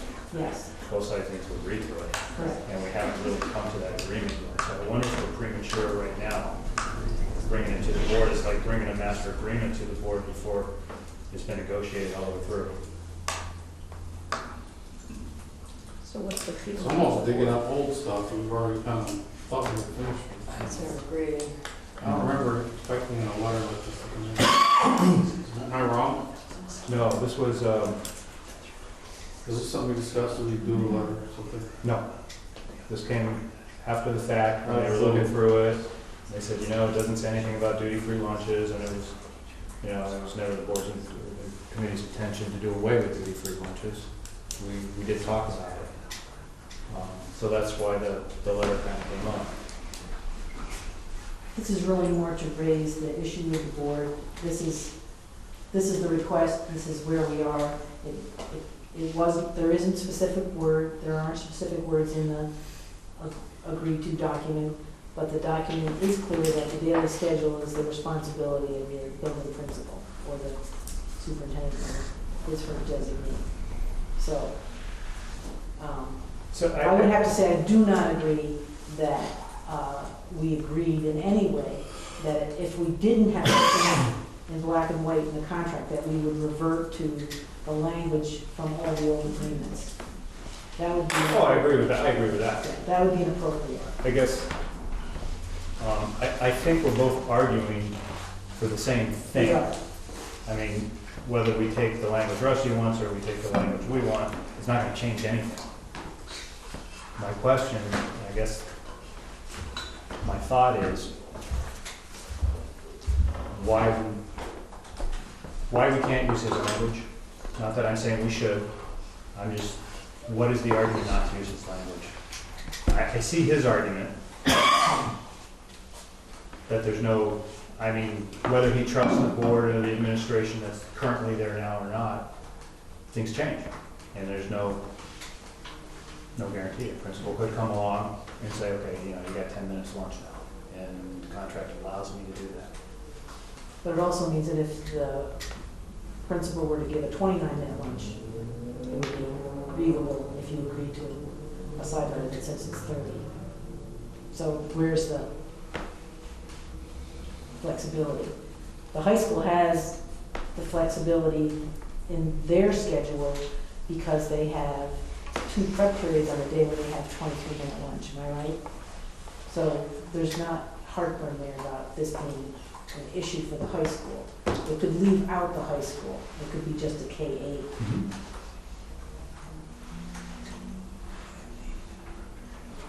I don't think we're there yet for this. I agree. So why don't we table this one? To So are you proposing having a deeper conversation with the association and bringing it back to us Yes. after it's been negotiated? Yeah, Okay. I think that's the best way to go. So what do we have to do? We have to withdraw the motions? Who made Mike? Mike and Denise made the motion. I second Denise and Mike. Withdraw the motion? I'll withdraw the motion. Mike, second. I'll withdraw the second. All right. So that one's coming back? Okay. Okay. E2 and E3, you think we can take those together? Yes, E2 allows for national industry certification, much like what we do for the national teacher certification. And as a teacher gets national teacher certification, there's a $1,000 one-time payment. This would allow a technical education teacher with a national industry credential who provides documentation that he or she has obtained that credential. In this case, it's a single person, would get a $1,000 bonus at the end of the year in which they provide the documentation. So if the person provides the documentation now, they get the bonus at the end of June next year. And then, if that person renews all of those certifications in 2 years, they would get they document and get another bonus. This puts the responsibility on the part of the teacher, not on us to try to check in and make sure this is happening. The second one is we have technical education teachers who are out of industry. They do not have a degree. They may have an associate degree. They may not have a bachelor's degree. And they have an alternate licensing procedure they can complete. The state gives these folks up to 4 years. We have not had this. Actually, there's never language, even in the private academy, about how to treat a person without a degree. And other districts, and Burlington's one of them, Enosburg, Essex, allows a person who has an apprenticeship license to be placed on the bachelor's scale. The side letter does say that the coursework that they need to take in order to be licensed can't be used to move columns. but I think it's a fair way to deal with people who are coming out of the industry and who commit to it. It's basically a 4-year program, and I think it's about 24 credits. Look for a motion to approve side letters E2 and E3. I'll make that motion. Mike, second. Second. Question on E1 that comes to mind right away, or excuse me, E2. I have one too. Yes. You actually name the individual, and I assume that's because there's only one? There's only one, there's actually two other people who are in this boat, but it would be very tough to find a national industry credential. If they could find one and bring it to us, then I think we would agree to another side letter. But So you would just create a side letter for each individual as they kind of want it, instead of a general one? Until we come up with a revisit on the next negotiations, because it's sort of a touchdown, but we're really not a way that defines it.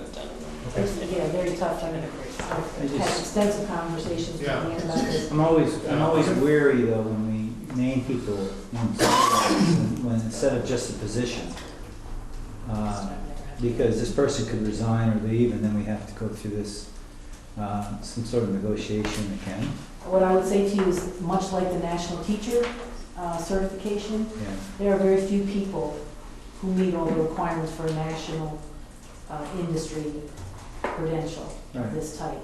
So it does almost come down to an individual review. Some other districts have said the person must bring all the credentials to the superintendent, the superintendent must review them and decide. This puts the onus on the individual, and it recognizes the credential. This is ASE certification and NATEF approval of the program that can be documented. So I would normally agree with you, but it sounds like since there's so few of them, Yeah. and if we start have to cranking out side letters, that will make it generic. Going for that. So this is an exception to what we usually do. Okay.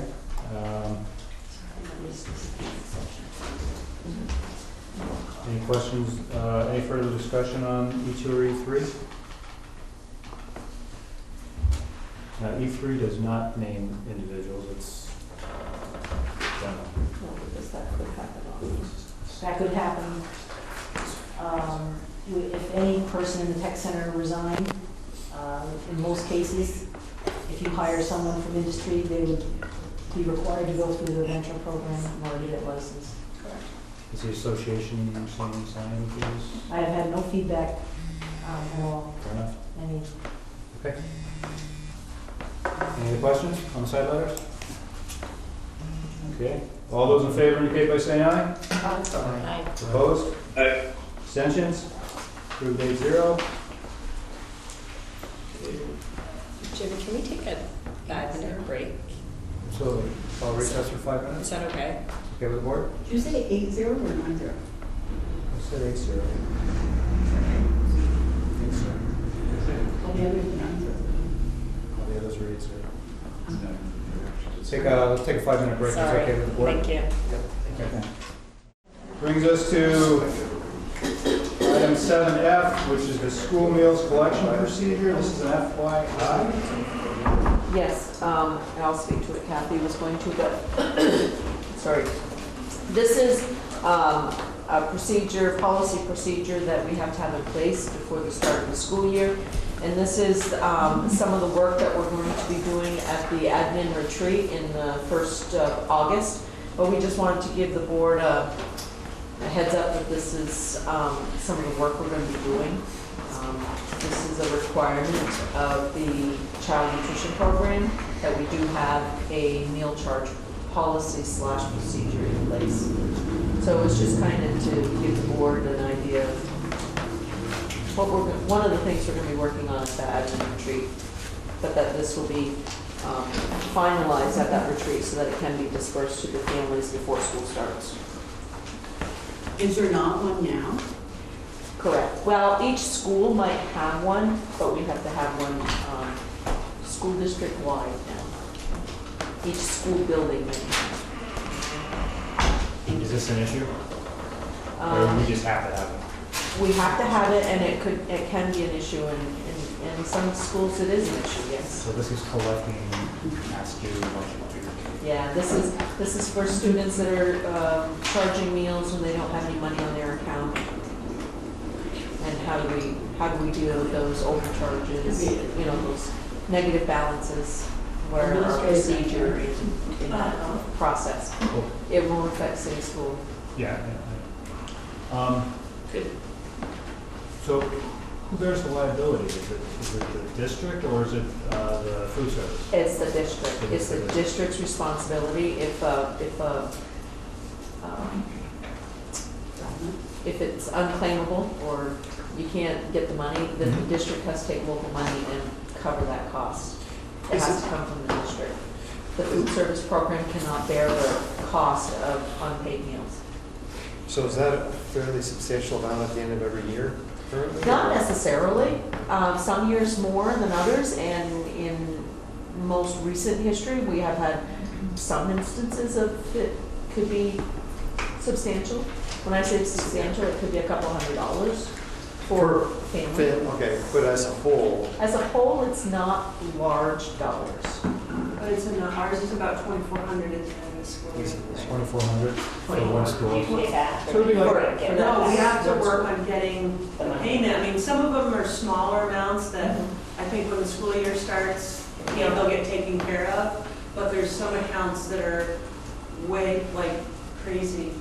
So we have to work on that. Are any of those people that could be on free and reduced but don't, or can't, or won't?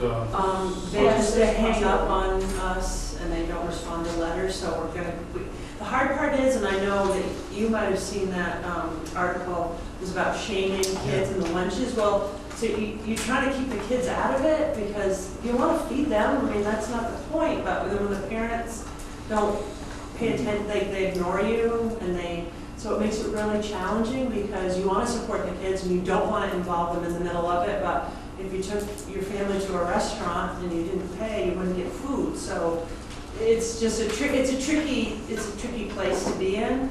So we're trying to figure out, like, just trying to work with the families to address it. But it's really difficult because, you know, you don't want to say, you know, you don't want to embarrass a child or, you know, because it is an adult issue, especially at our grade levels. I mean, they're younger kids, so. So you don't involve the kids, or you just tell them here's a letter to take home, or Oh, we don't, we usually mail it or phone you don't calls. involve them? We try not to. It's just, it's not really their fault. So, yeah, it is really tricky. So is that typical for the three schools that don't have the universal lunch? Is the high school more or The high less? school less, because the high school is not allowed to charge a la carte items. So there's certain things that we need to set up in here.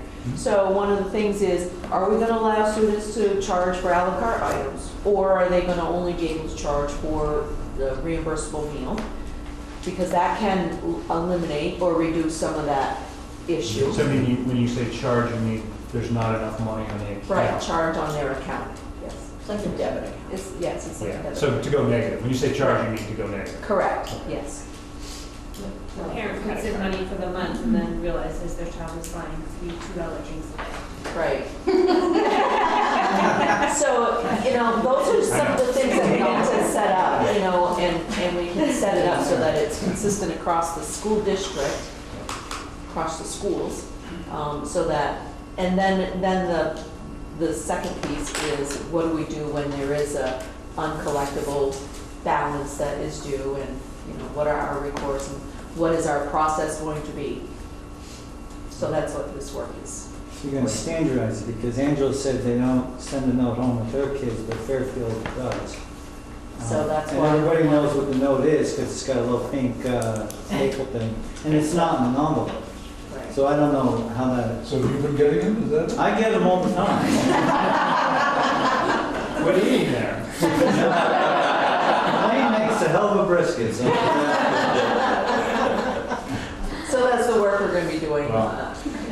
But it's not Good luck with necessarily that. If I could- It's not much of a stigma, I'm sorry, you know, but it could be $1.25 or $25. I mean, you don't know Right. getting that. Right. So when I see options here, of like, when This there's is, insufficient funds, like this this. is, okay, so what you've got in front of you is a state template. This is for us, something for us to start with. Right. And wherever it's red is the areas where they say, you need to figure out what you're gonna do. So Only you're gonna the best practice. come back to us with possibly one of these choices or one of your own to No, present to us? Or The administration is gonna create a procedure that we're gonna follow. We will share it with you as an FYI, but it will be a procedure that administration, So you're gonna make it a procedure, not a policy? I think so. It'll be a procedure. It'll be a procedure. I don't think it And arises. I'm sure you'll be happy to take any board input that we well, my only concern is the food shaming piece that, I mean, if you come back saying that you'll substitute, instead of giving them the regular lunch that day, they get an apple and a slice of bread, I wouldn't be happy with that. I don't think much of the administration would either. No, So- right. But I mean, I guess want to express my concern that that isn't an avenue taken, that if we do give them a meal, then it's the meal of the day. I understand not giving them all a cart, but We'll take that into consideration. Well, you know, I really wish we could just give them all what the city does. I really Oh, wish we same could here. too. You know, It would be this- so. I actually nice. learned a lot from New Joan about food shaming, about kids who are afraid to take food because they're not used to having food. And I think that that's a big thing that gets in the way of educating kids. I wish we could find a way to do that for the whole district, but maybe not the high school if they're getting $2 drinks, but the same idea. Again, and that's why we need a procedure, because we need to determine if it's determined that it's unclaimable, then it is the district's responsibility to pay those funds to the food service program. And maybe that is the recourse. We do a certain number of steps, and if we can't get it at that point, then it's unclaimed, and we just There's deal with a it. third party that's always out here, and that's like the food service company at the register when they have a problem. They had no bones. Occasionally, I put whatever, $150, and 2 kids were working on it, and then sometime later they'd be out of money, and I'd be hearing about it while they're in line, And that's why we need to have a people at the procedure, and it needs to register. be shared Can we with make- the company. That's why we need Okay. that procedure. Because I like the school lunch, prepaid lunch thing, that was nice, but, when it goes off 60, 90 days, I didn't want to look at it until, It'd be nice if there was a way to go look it up too. well, you can. You can. Yes, Yes, but it's a charge. parents have access to their student That's been a long time. That's how we don't Transfer money I want. Yeah. It's like $1.50. I used to have to get like on to get the lunch. That's why we did $100 before this time, because I didn't want to. Well, that's why I asked if, it sounds like the food company's got no skin in the game. Pardon? It sounds like the food company has no skin in the game. They do not. So- It's not their So they responsibility at shouldn't all. care either way whether Right. there's money in an Exactly. account or not. Right. Okay. They shouldn't say Well, anything. thanks for sharing that with us. That's interesting. Anything else on that? All right, item 7G is the summer camp busing for Fairfield. In the past, Fairfield boards agreed to help out the summer camp program by picking up some of the tab for field trips for the 8 weeks of camp. Does the board want to continue this? That was confusing. So, I can speak to it. Okay, please do.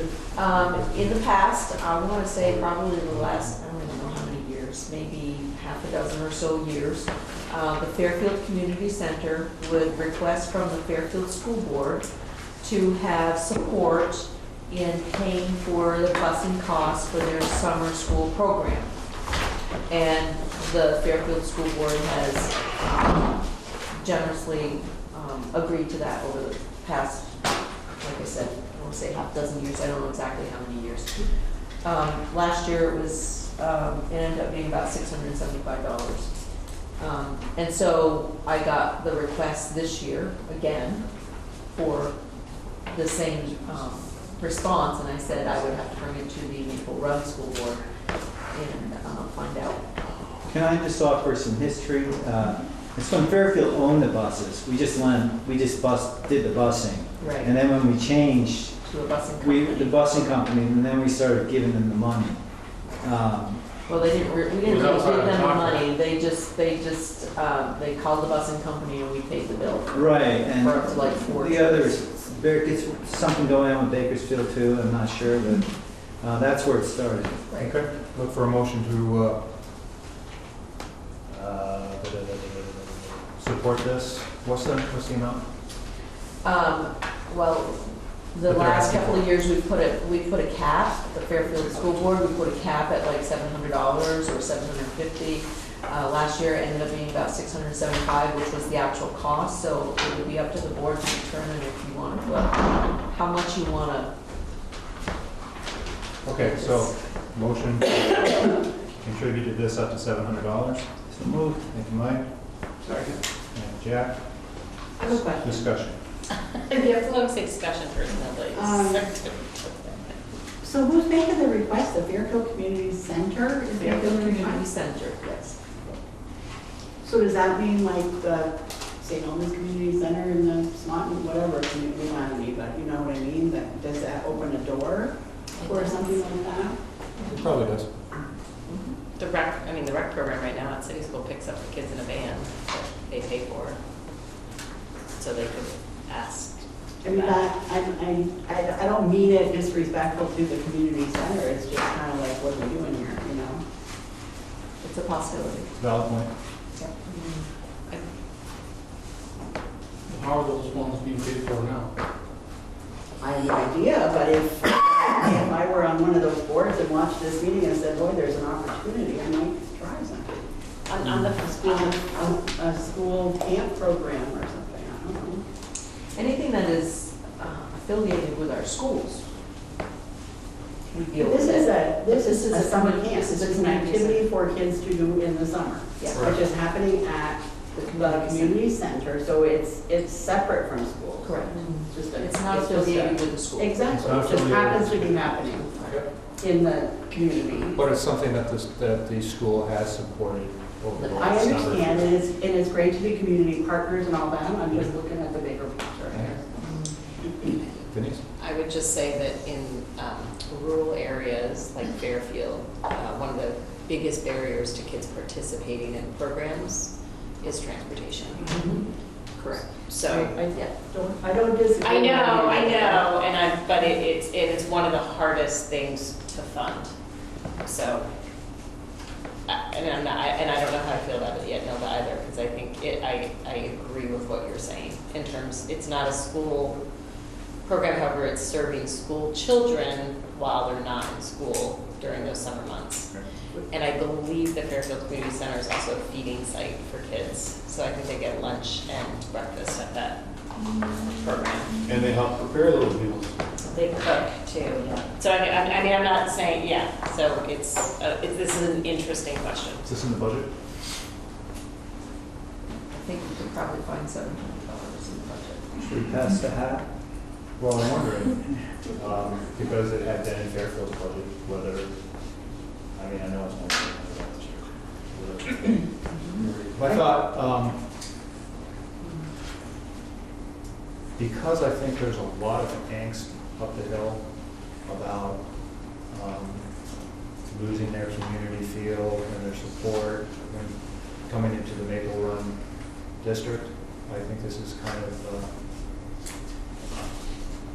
giving them assurance that it's pretty cheap, to help them feel a little better about it, that we're not taking something away.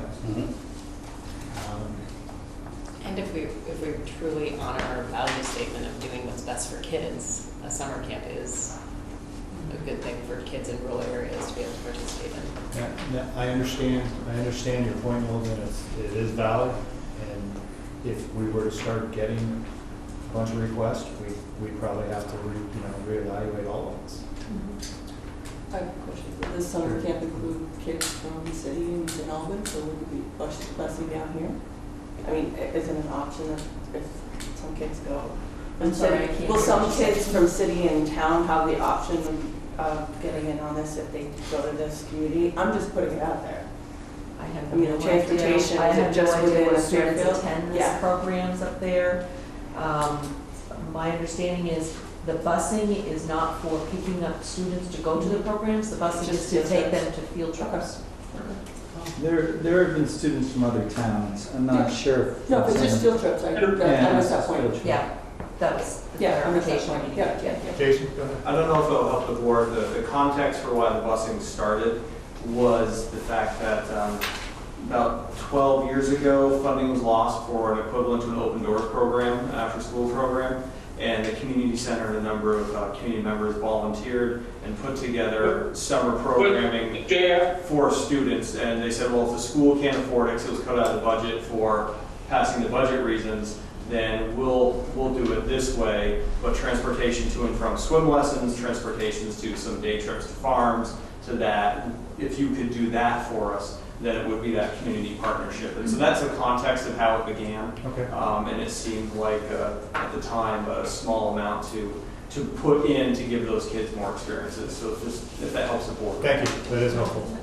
Al, did you want to say something? I did. Is there a motion on the floor? Yes. The motion is to approve the, Yes, it Yeah, it's is. been seconded. Yes. Second round votes.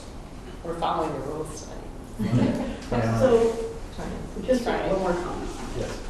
So I have nothing, I'm not opposed to Fairfield, I think it's a great idea. I just think that as a board, we need to look at this from more of a philosophical perspective. What's our philosophy going to be when these types of things come forward? Because I believe there will be more of these types of things coming forward.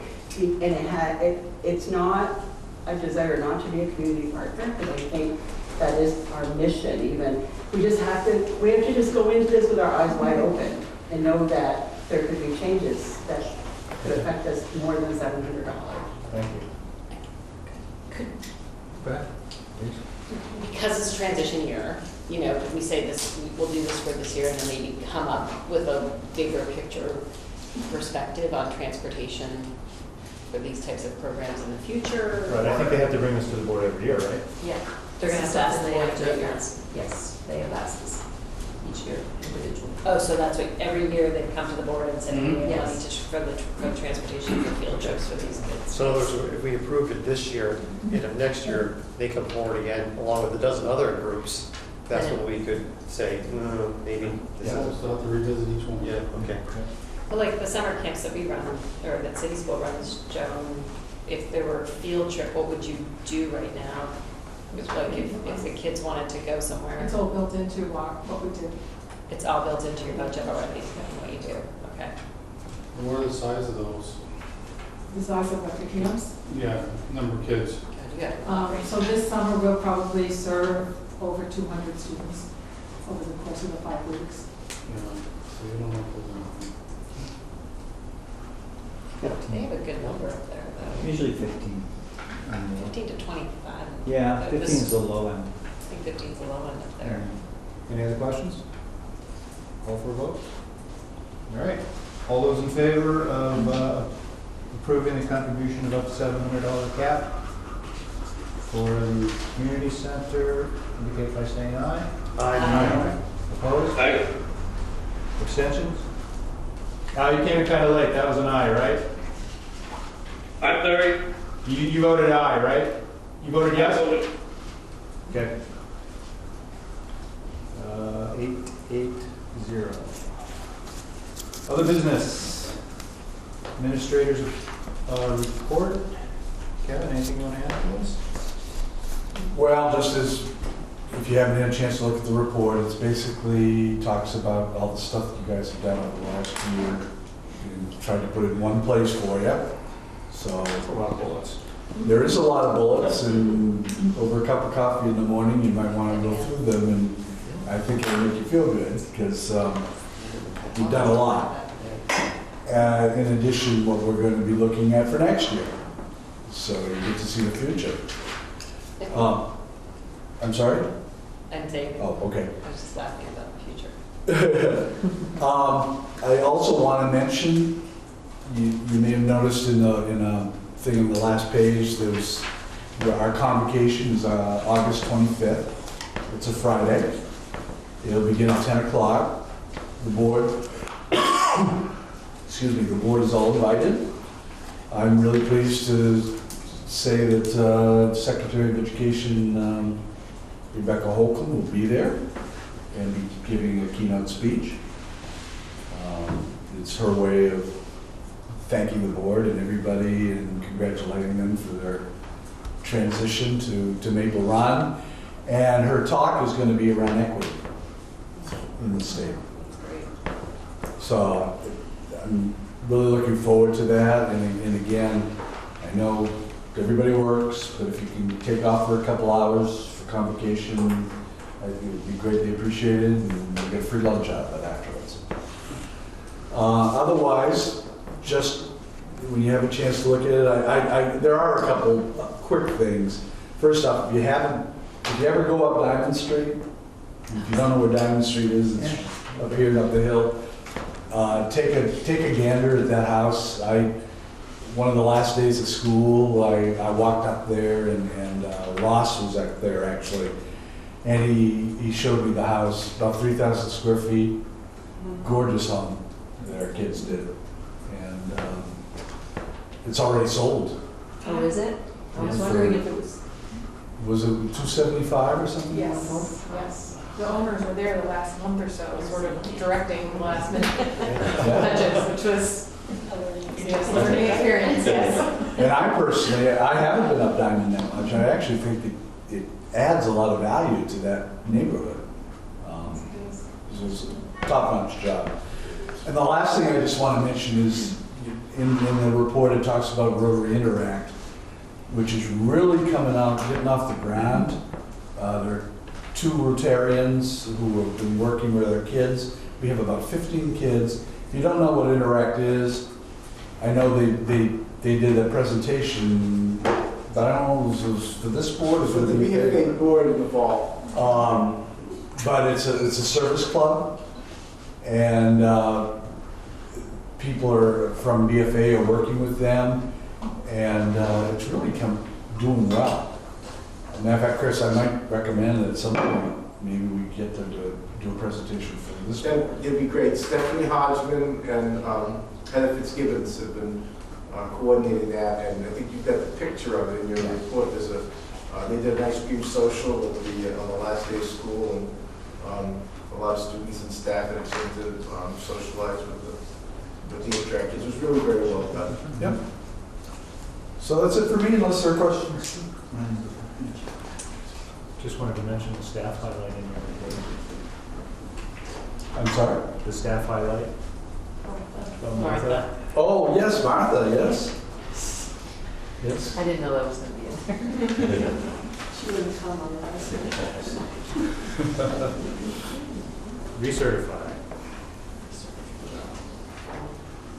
Okay. Brings us to item 8B, leadership roles of administrators outside of education. Evan? I just thought it would be nice, I kept hearing of our administrators doing all sorts of cool things outside the school district in leadership roles. And I thought it would be good for the board to actually see that our administrative staff are not just leading our district, but very involved in statewide and community-wide leadership positions. So I wanted to put that out there for you guys to see. I think that says a lot. It's not like there's not enough to do in district, but to have people running our statewide organizations, I think says a lot, not only about them, but also of what it offers us, because we have a seat at the table statewide, and that can often be helpful. So just congrats to everybody, and hopefully we all have a chance to read it through. That's quite an impressive list.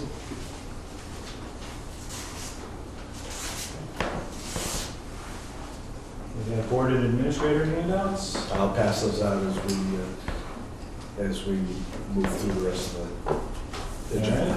And that brings us down to principals, and we're going to add administrators to our list. So we'll start with Chris. Sure. Thank you, Jim. One thing I wanted to report back is that we had interviews yesterday for our in-school support facilitator program. That person works very closely with Devin Quinlan and either students and working with kids to make behavior plans and try to find alternatives to detention and suspensions. I was concerned as to whether or not we would have good candidates. I need to report back. We had 2 very good candidates. And the candidate that we recommended, I was with Jeff yesterday, and I think the candidate that we had also Devin Quinlan, our new students, was out of the process. I think the candidate we recommended brings a high level of maturity, experience, and should be a really good fit. So it's not in your packet. This is live, but I think we've got a really good person in a very important role at the event. Great. Jeff, anything to add? Just on the facilities, and Scott Martin is doing a great job in moving our projects forward. If you've ever been in the school, the World Language Hallway in particular, they stand at the original gym floor, which is the hallway, and it looks like a new gym floor, which is the hallway. But that's just one minor project. But things are moving on well. We're spending lots of money, right, Martha? Lots of money. Yeah. Moving right along with our projects. We're going to Lots of money. be ready. Be ready for it. Okay, thank you. Leanne? Yes, I attended a meeting this morning in Montpelier called Vermont Talent Pipeline Management, and it's a collaborative between education and business and industry to make sure that we have an educated workforce. And one of the key highlights was making sure that we engage kids at a younger age, as early as 5th and 6th grade, which we all know here. So I expect to be a part of that collaborative moving forward. And then the teaching and learning hasn't stopped at Northwest Technical Center. Our Career Development Center is in full swing. And yesterday we started our Welding 3 course, which is actually certifications in welding. An instructor from Advanced Welding Institute in South Burlington is teaching that. We also have our licensed nursing assisting, our phlebotomy, our clinical medical assisting classes happening. And we also had our paraeducator course just start last week as well. I have a question. When you said you want to engage them at a younger age, 5th grade, 6th grade, in what way? Well, I would say that we have our outreach coordinator, and so specific to Korean Tech Ed, we come to middle school, and we've specifically been working with 7th and 8th graders to engage them in the careers that we offer. Well, thinking about work. So, after school programming, we have, last year we had our automotive lab supervisor and also our building trades lab supervisor do an awards program. So we had students from St. Albans City and Saks and Fairfield have the opportunity to come to those after school programs. They were bussed in. So just making those connections continually. Thank you. Dave? At the end of the school year, the College Pro campus had it all 3 days before the students moved back in for their different summer programs. And there are more of them this year than ever. They're going very well. At the same time, we too have a lot of renovation work that's ongoing. Things are going well there. Outdoor, a little bit more difficult than the rest of it. Many people are aware that the track has been closed for a while as that's being redone. That was a project that should have taken 5 or 6 days. I think it's been 3 weeks at this point because of weather. And our hope and expectation is that will be lined this week, tomorrow and Friday, and it will be reopened on Tuesday or Wednesday of next week. But in general, I'm very happy with the way things are going. Staff's doing a great job. I did want to comment about trying to build Martha's ego too much after cool education and all the rest of it. But the work that is done with us to help us to get through the year-end work that is necessary financially and keeping track of what was coming from this fund and that fund and all the other funds, I'm sure has been a big challenge, but they've made it pretty easy for us, and we certainly appreciate the job that everybody in that department's done. It's very helpful.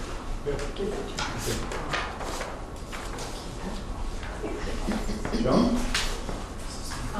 So city has been hopping for the last 2 weeks. We had our open doors programs. We also, our summer feeding is exceeding all expectations to the point where we are almost running out of food every single day. We're wondering, this year we worked with the partners who did our map for Walk to School, and we created a map for feeding sites throughout the city, and we think the map might be a real driving force to the number of kids that are having access to meals because it's visual. In a lot of our training around conscious discipline, we're learning about the power of visuals, and we're shocked at the numbers we're looking at. This week we'll complete the second week of open doors, and then we'll enter 3 weeks of summer school. So city's hopping along with our front steps. It's looking good. It's taken long, but it's looking good. Rain. And the rain hasn't helped. And the building is also another one that, because of the rain, waiting to pour the foundation. But everything's moving, and Robin went down to see it, and he was kind of psyched to see it being built in White River Junction. And so we're moving along. Things are looking good. Good. Any update on the solar canopy? They're pushing that out 1 year. Okay, that's an update. So that won't be this summer. By the time they got I believe that by the time they got all the permits in place, it would be too far into the school year and too disruptive. They'd rather be doing it in the summer, so they do it at the beginning of next summer. Wasn't there a deadline or something on that, though, or is that we just had to approve it by the... We have to approve it to get in. Okay. And we're in, right. Stacy, anything you want to add? I can't say enough about our conscious discipline training that we went to in North Carolina, especially our trip home. And we learned all of our strategies for 7 days, and then we had to use them in the airport. My very first day of work lasted 24 hours. And Joan drove us home in the middle of the night. So it was very exciting. From Boston. It was, yeah, but we got through it. We used all the skills that we learned during that week. A lot of breathing. Thank you. Angela. So we are also in full swing with our summer school program, which is 3 weeks, and we're in the second week. And then our open doors camps, we actually have 3 weeks of camps, and this is the second week. We'll be at a final one next week. And have good turnouts, and that's going really well. Like the other schools, we have projects going on. Within the school, updates and, some things going on outside as well. The kind of the biggest thing, which actually it will be out in the paper soon, is we are putting solar on a roof. And that, they've been prepping for that for weeks. And once it starts going up, it's, you come off the interstate, you can see that roof. Mike McCarthy told us it's definitely the largest school rooftop array in the state. Is what it'll be. It'll probably generate, if they, I think over 100 homes if they put solar arrays on them. So it's going to generate a lot of power. So that's a big deal. They should have most of it up by August, and then we're hoping all the connectivity is done, and then we should be able to do the switch once the students are back. And there's lots of opportunities for student education involving their, they have resources, folks that can come in and talk to the kids, and hoping really to tie that into to the education, of the kids and projects. So yeah, so it's great. So you're going to start seeing those panels up there pretty soon. I wonder how much conversation that's going to generate. Oh, I think it will. So there, and and I know there'll be other projects, in other areas of Maple Run coming down the road, but this is happening now, and it'll pretty soon once they start. They've had some workers on the roof, but once they start putting them up, it's just gonna, and then you're gonna really notice it, coming through. So anyway, we're excited about it and the opportunities that will bring. Great. So roughly what percentage of your energy needs will take care of then? Or of the school? I mean, how much power, I know it would vary day to day and season to season, but on I think average. he said it generates 640 kilowatt per, yeah. We're looking at having a surplus, so with the redesign that they did, there's be a surplus for our meter, and so the rest is going to be sent to BFAs. Okay, so it'll feed your needs 100% Yeah. generally, and surplus will be going out. Yes. Yeah. Yeah. I just wanted to mention, David should probably speak to us. He had a very good meeting with Mr. McCarthy as well at the Collins Early Board. And there, David helped facilitate that, and so there's a plan that we're going to have not a garage, but a platform for the. I didn't want to say anything, but I think our project's better than your project. See, I think he wanted to say that. Okay, I did want to. Yeah, but ours is done first, so. I will be coming to the board in the August meeting with the proposal. I'm very excited for it. That sounds great. Yeah, it'll be nice. So there'll probably be something out in the messenger within a week or so, just giving the public some general information about it. I had a question, they size those things, they make them zero, they try to make it so it zeroes out, that's why they call it net zero. They try to make it so it generates enough electricity, they don't have to buy any more power for the year. They've done it right. I had a question about summer school. You said yours is 2 weeks into a 3-week program? Yes. For summer school? Mhm. And Joan, you said you're starting next week? Are they staggered intentionally, or do kids have the opportunity to go to each other's summer schools, or is that something we? They're pretty full. I'm sorry? They're pretty full. We have it, it's really connected, like by teacher recommendation within the school. So we've always done the summer school with our students. Mhm. But that, I mean, that's a conversation down the road, I guess, of how, I mean, the other one is the camps. I mean, that's another conversation about opportunity for kids. And the camps are different than summer school. Summer school are kiddos that need that extra, that are identified, and you tell them they have to come to summer school. Their parents have to come up, but they are recommended by the recommended teacher. by the I think teacher. it would help them. Yeah. Because they have to, the parents have to bring them. Right. So it isn't transportation Right, for okay. us. The parents have to. So, yeah, we have to have support with that. Okay. And it's usually a very positive experience, like it's not just cut and dry, just we're doing math and reading. There's all kinds of fun stuff built in there around it so that it's an enjoyable. We have kids who want to come back every year.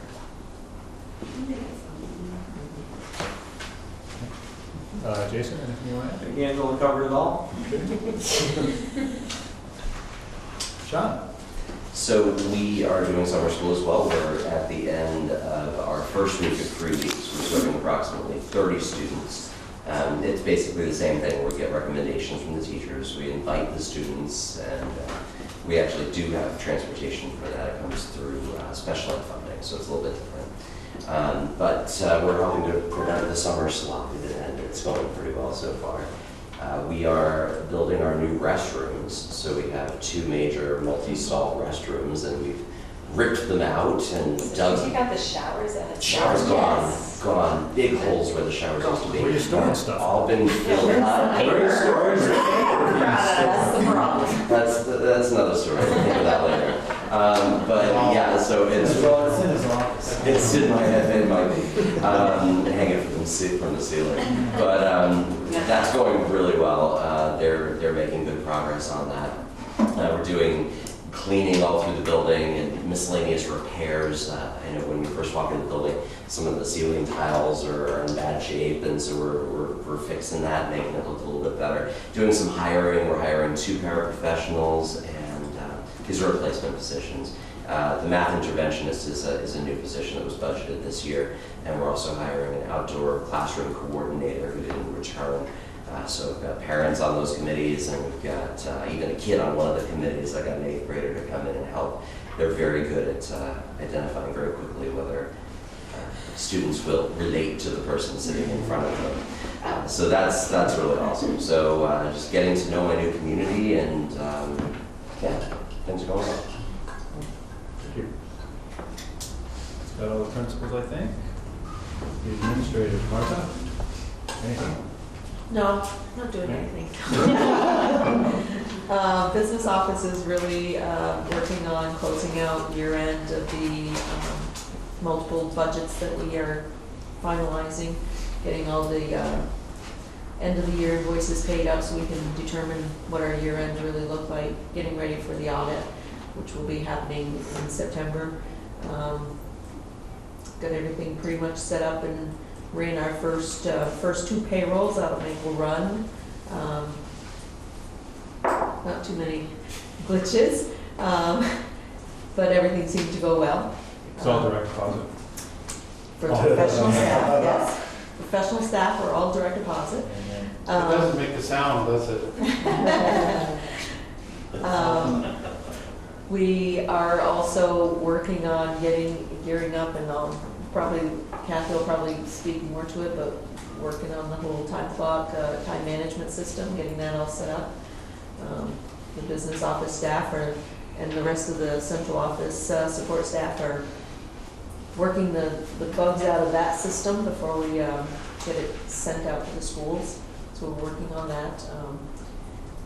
Overseeing construction projects at different buildings, attending construction meetings, just day-to-day operations. Are all the FY17 budgets clear now, all the warrants from the previous districts? Well, actually, the warrants that you guys signed off on, there are probably some FY17 invoices, but because they came in after July 1st, they're rolled into the Maple Run. Okay. So there are still invoices that are coming in for the districts. They should be, we're at what, 19th? We should be coming to a close of those invoices, so we can close the year out. But they're rolled into these warrants. Okay. That you signed up. Questions? Jill, anything? Sure. I would just like to say it's been 2 weeks or so since I've been in my new position, and I'm very excited about this transition. And one of the things that I'm the most thrilled about is I get to do the curriculum work, which has always been a passion of mine. So we are still working to define some of the committees that I'm going to be overseeing. We started that process. And in addition to that, there's some new learning that I'm doing around being the home liaison for our students, the professional development work, which Sean and I have been teaming together. So there's a lot of new components to this job that I'm just really looking forward to. So it's been an interesting couple of weeks. Great. Thank you.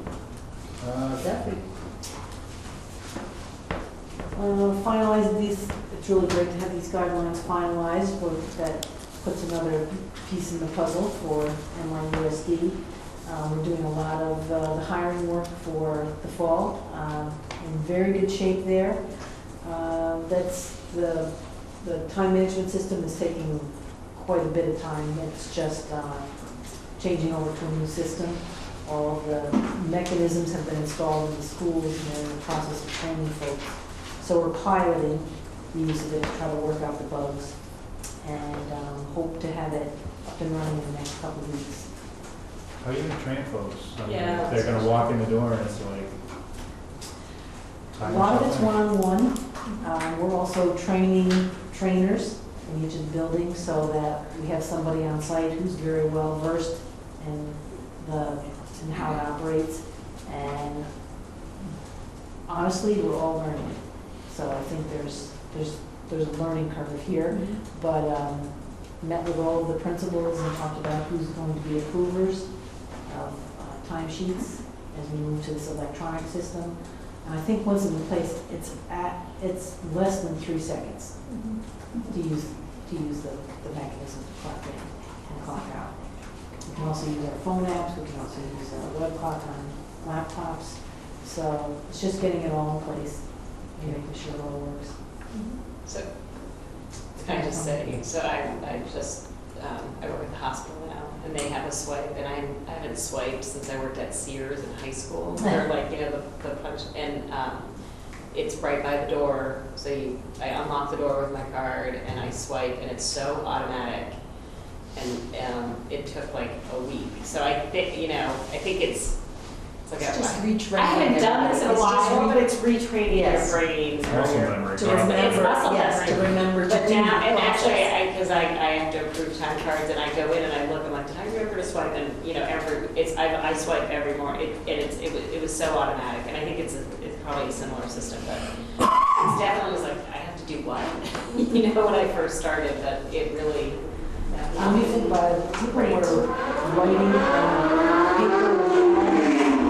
the hours for each day and for the week, and so It's just like the simple. time savings to the district, your time, the administrator's time, but it is an adjustment, I think, mentally for people to have to do it, so, but it's really efficient and effective. So expect a week or two of resistance and then smooth Yeah, out. if there's resistance, but I think it's really good. Okay. Any other questions for Kathy? Michelle?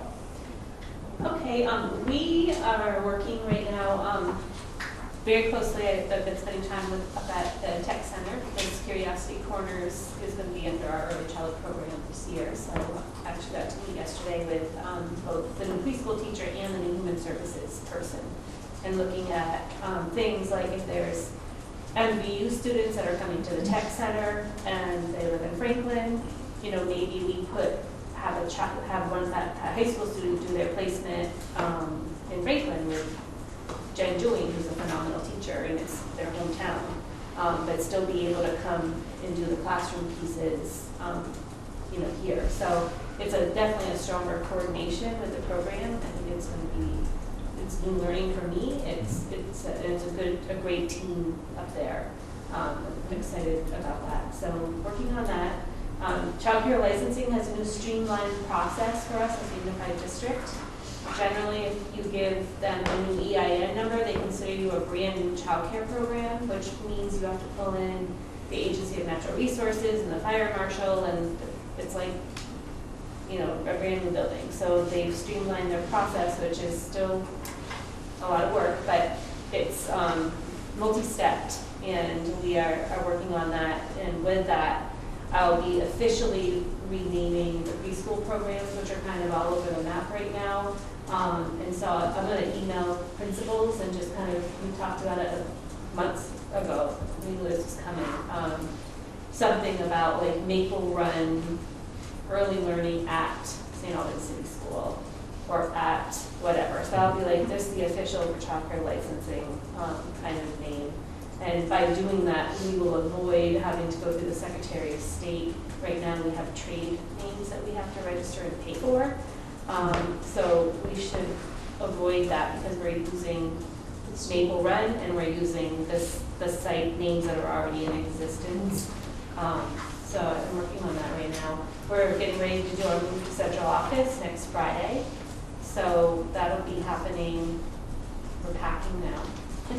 You might want to elaborate on that, I'm not sure the whole board understands. Okay, so yeah, I think you talked last month, I think you did, it's about the approval for us to be moving into the Comcast space next door. So that will be happening on Friday, a week from tomorrow, or this Friday.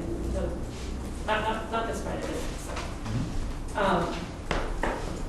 And I talked to quickly today, I'm probably going to be doing this quarterly, but I'm working with the health department I used to be the Success by Six coordinator, so I used to work with the health department every month and get all the new baby names and send out, we do welcome baby gift bags.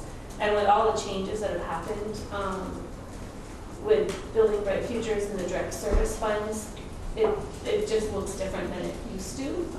And one of the things I was thinking about was writing a letter and on a quarterly basis, and it would go out in Kevin's name on Maple Run stationery, but just send out a welcome letter and maybe a book or something like that to all of the new babies that are born in Maple Run.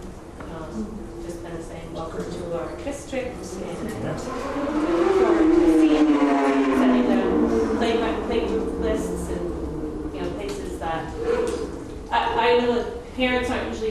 that right off when they first get their baby home, but once they hit like 3 or 4 months and start settling into a routine, they start they're a little bit more ready for that. So we'll probably do it every quarter.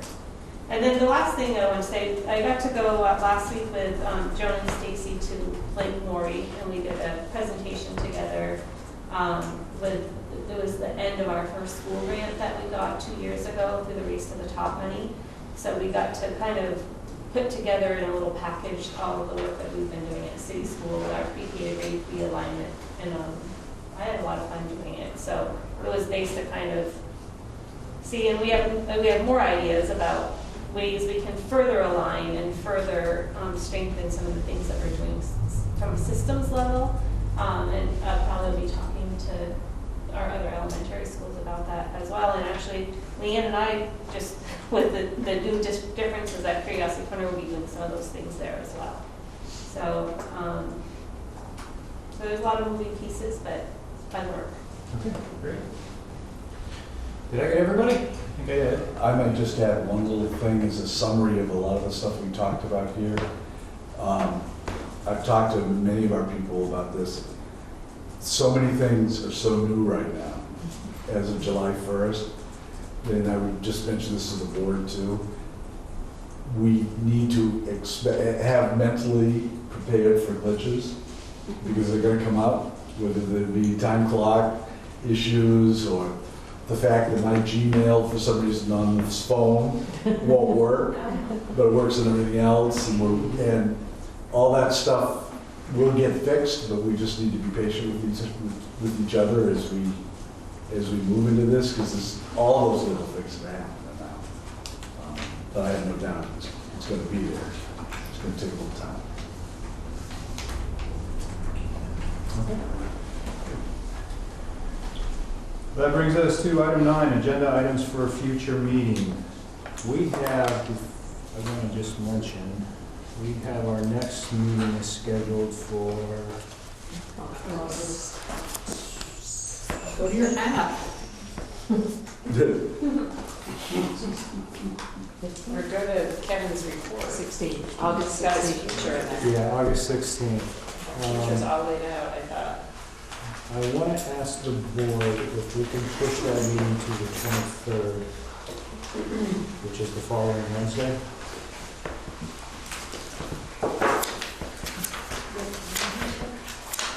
I'd like to push the meeting to the 23rd from the 16th. Is that possible? That would be awesome. Yes. Is there any problem with the administration on that? Dave, it's going to be your hosting. I'll expect cake. It's my birthday. Oh, no. Is it that week? I'm away on August 23rd. Is it that week? That doesn't Oh, mean he's I can't have it supposed there. to. Is it just that day you're away?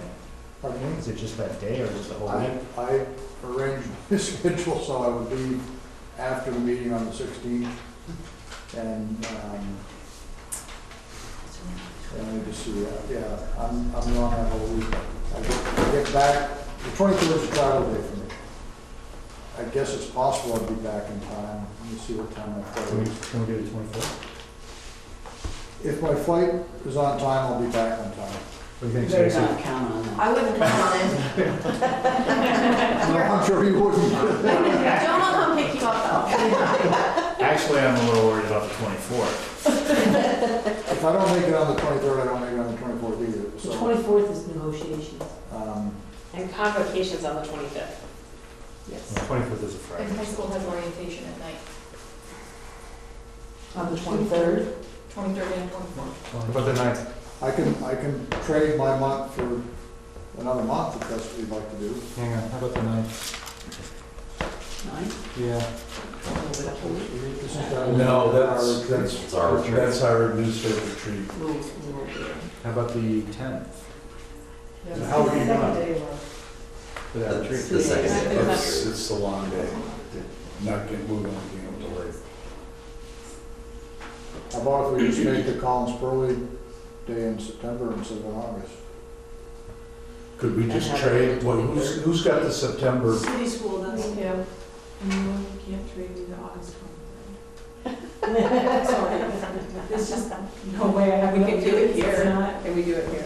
Yeah, you can do it. Just do it here. Yeah, can we just do it trade Just here? and- Or you and can then do we'll it there without me. I mean, Yeah. Yeah, we can do a trade here, so, No, I don't want to do We that. can do the 23rd here and then the and then the first meeting in September would be you. at College Park. Will that work for you, Dave? I better not be gone then too, huh? Yeah, you might want to check. It's the 6th. The 6th of September? No, is it? Yeah. Yes. That'd be perfect. So let's do that. So August Appreciate 23rd. So So restate what we just did. August 23rd, meet here. Meeting to the 23rd. September 6th, instead of meeting here, we're going to be at College Park. So August 23rd, the high school in Northwest Tech Center has evening orientation. It's freshman orientation. So we would, Your excuse me. great.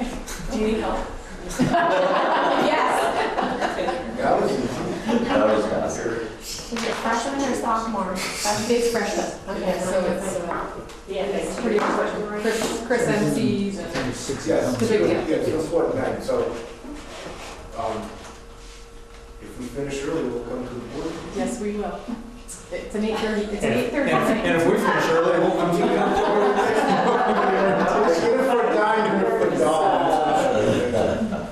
I think we did have another conflict while we're on conflicts though, and that is October 18th. 18th. It's our parent night.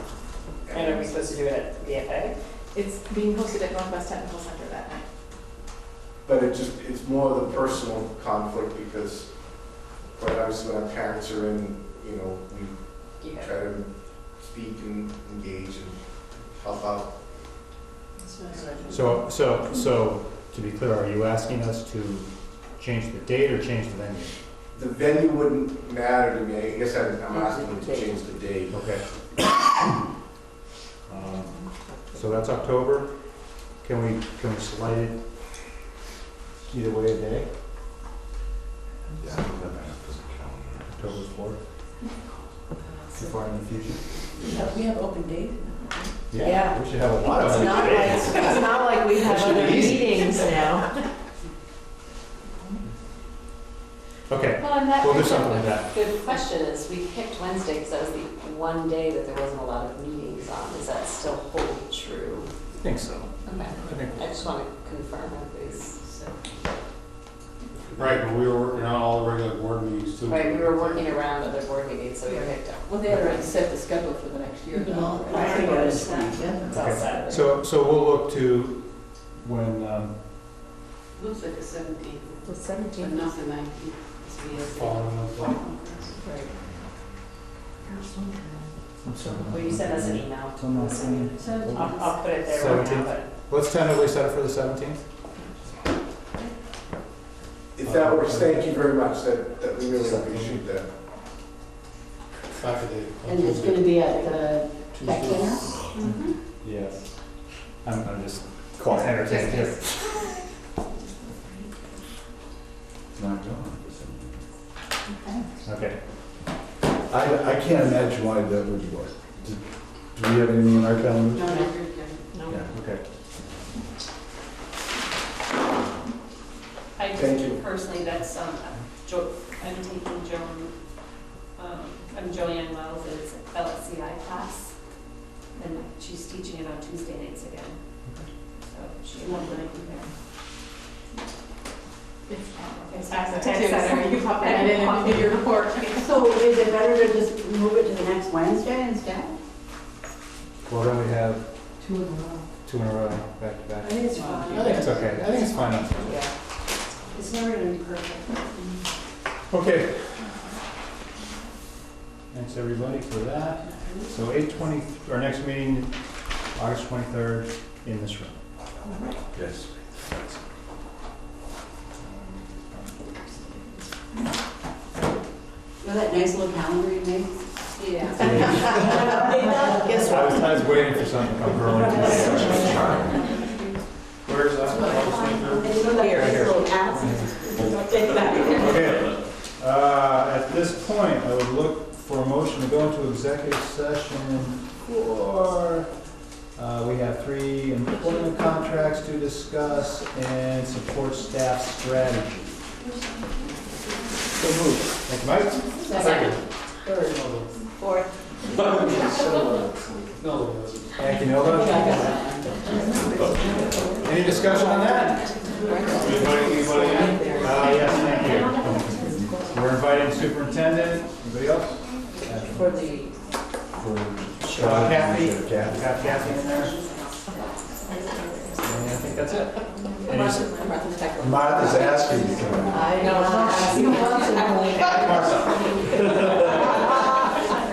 Any discussion? Hearing none, all those in favor, indicate by saying aye.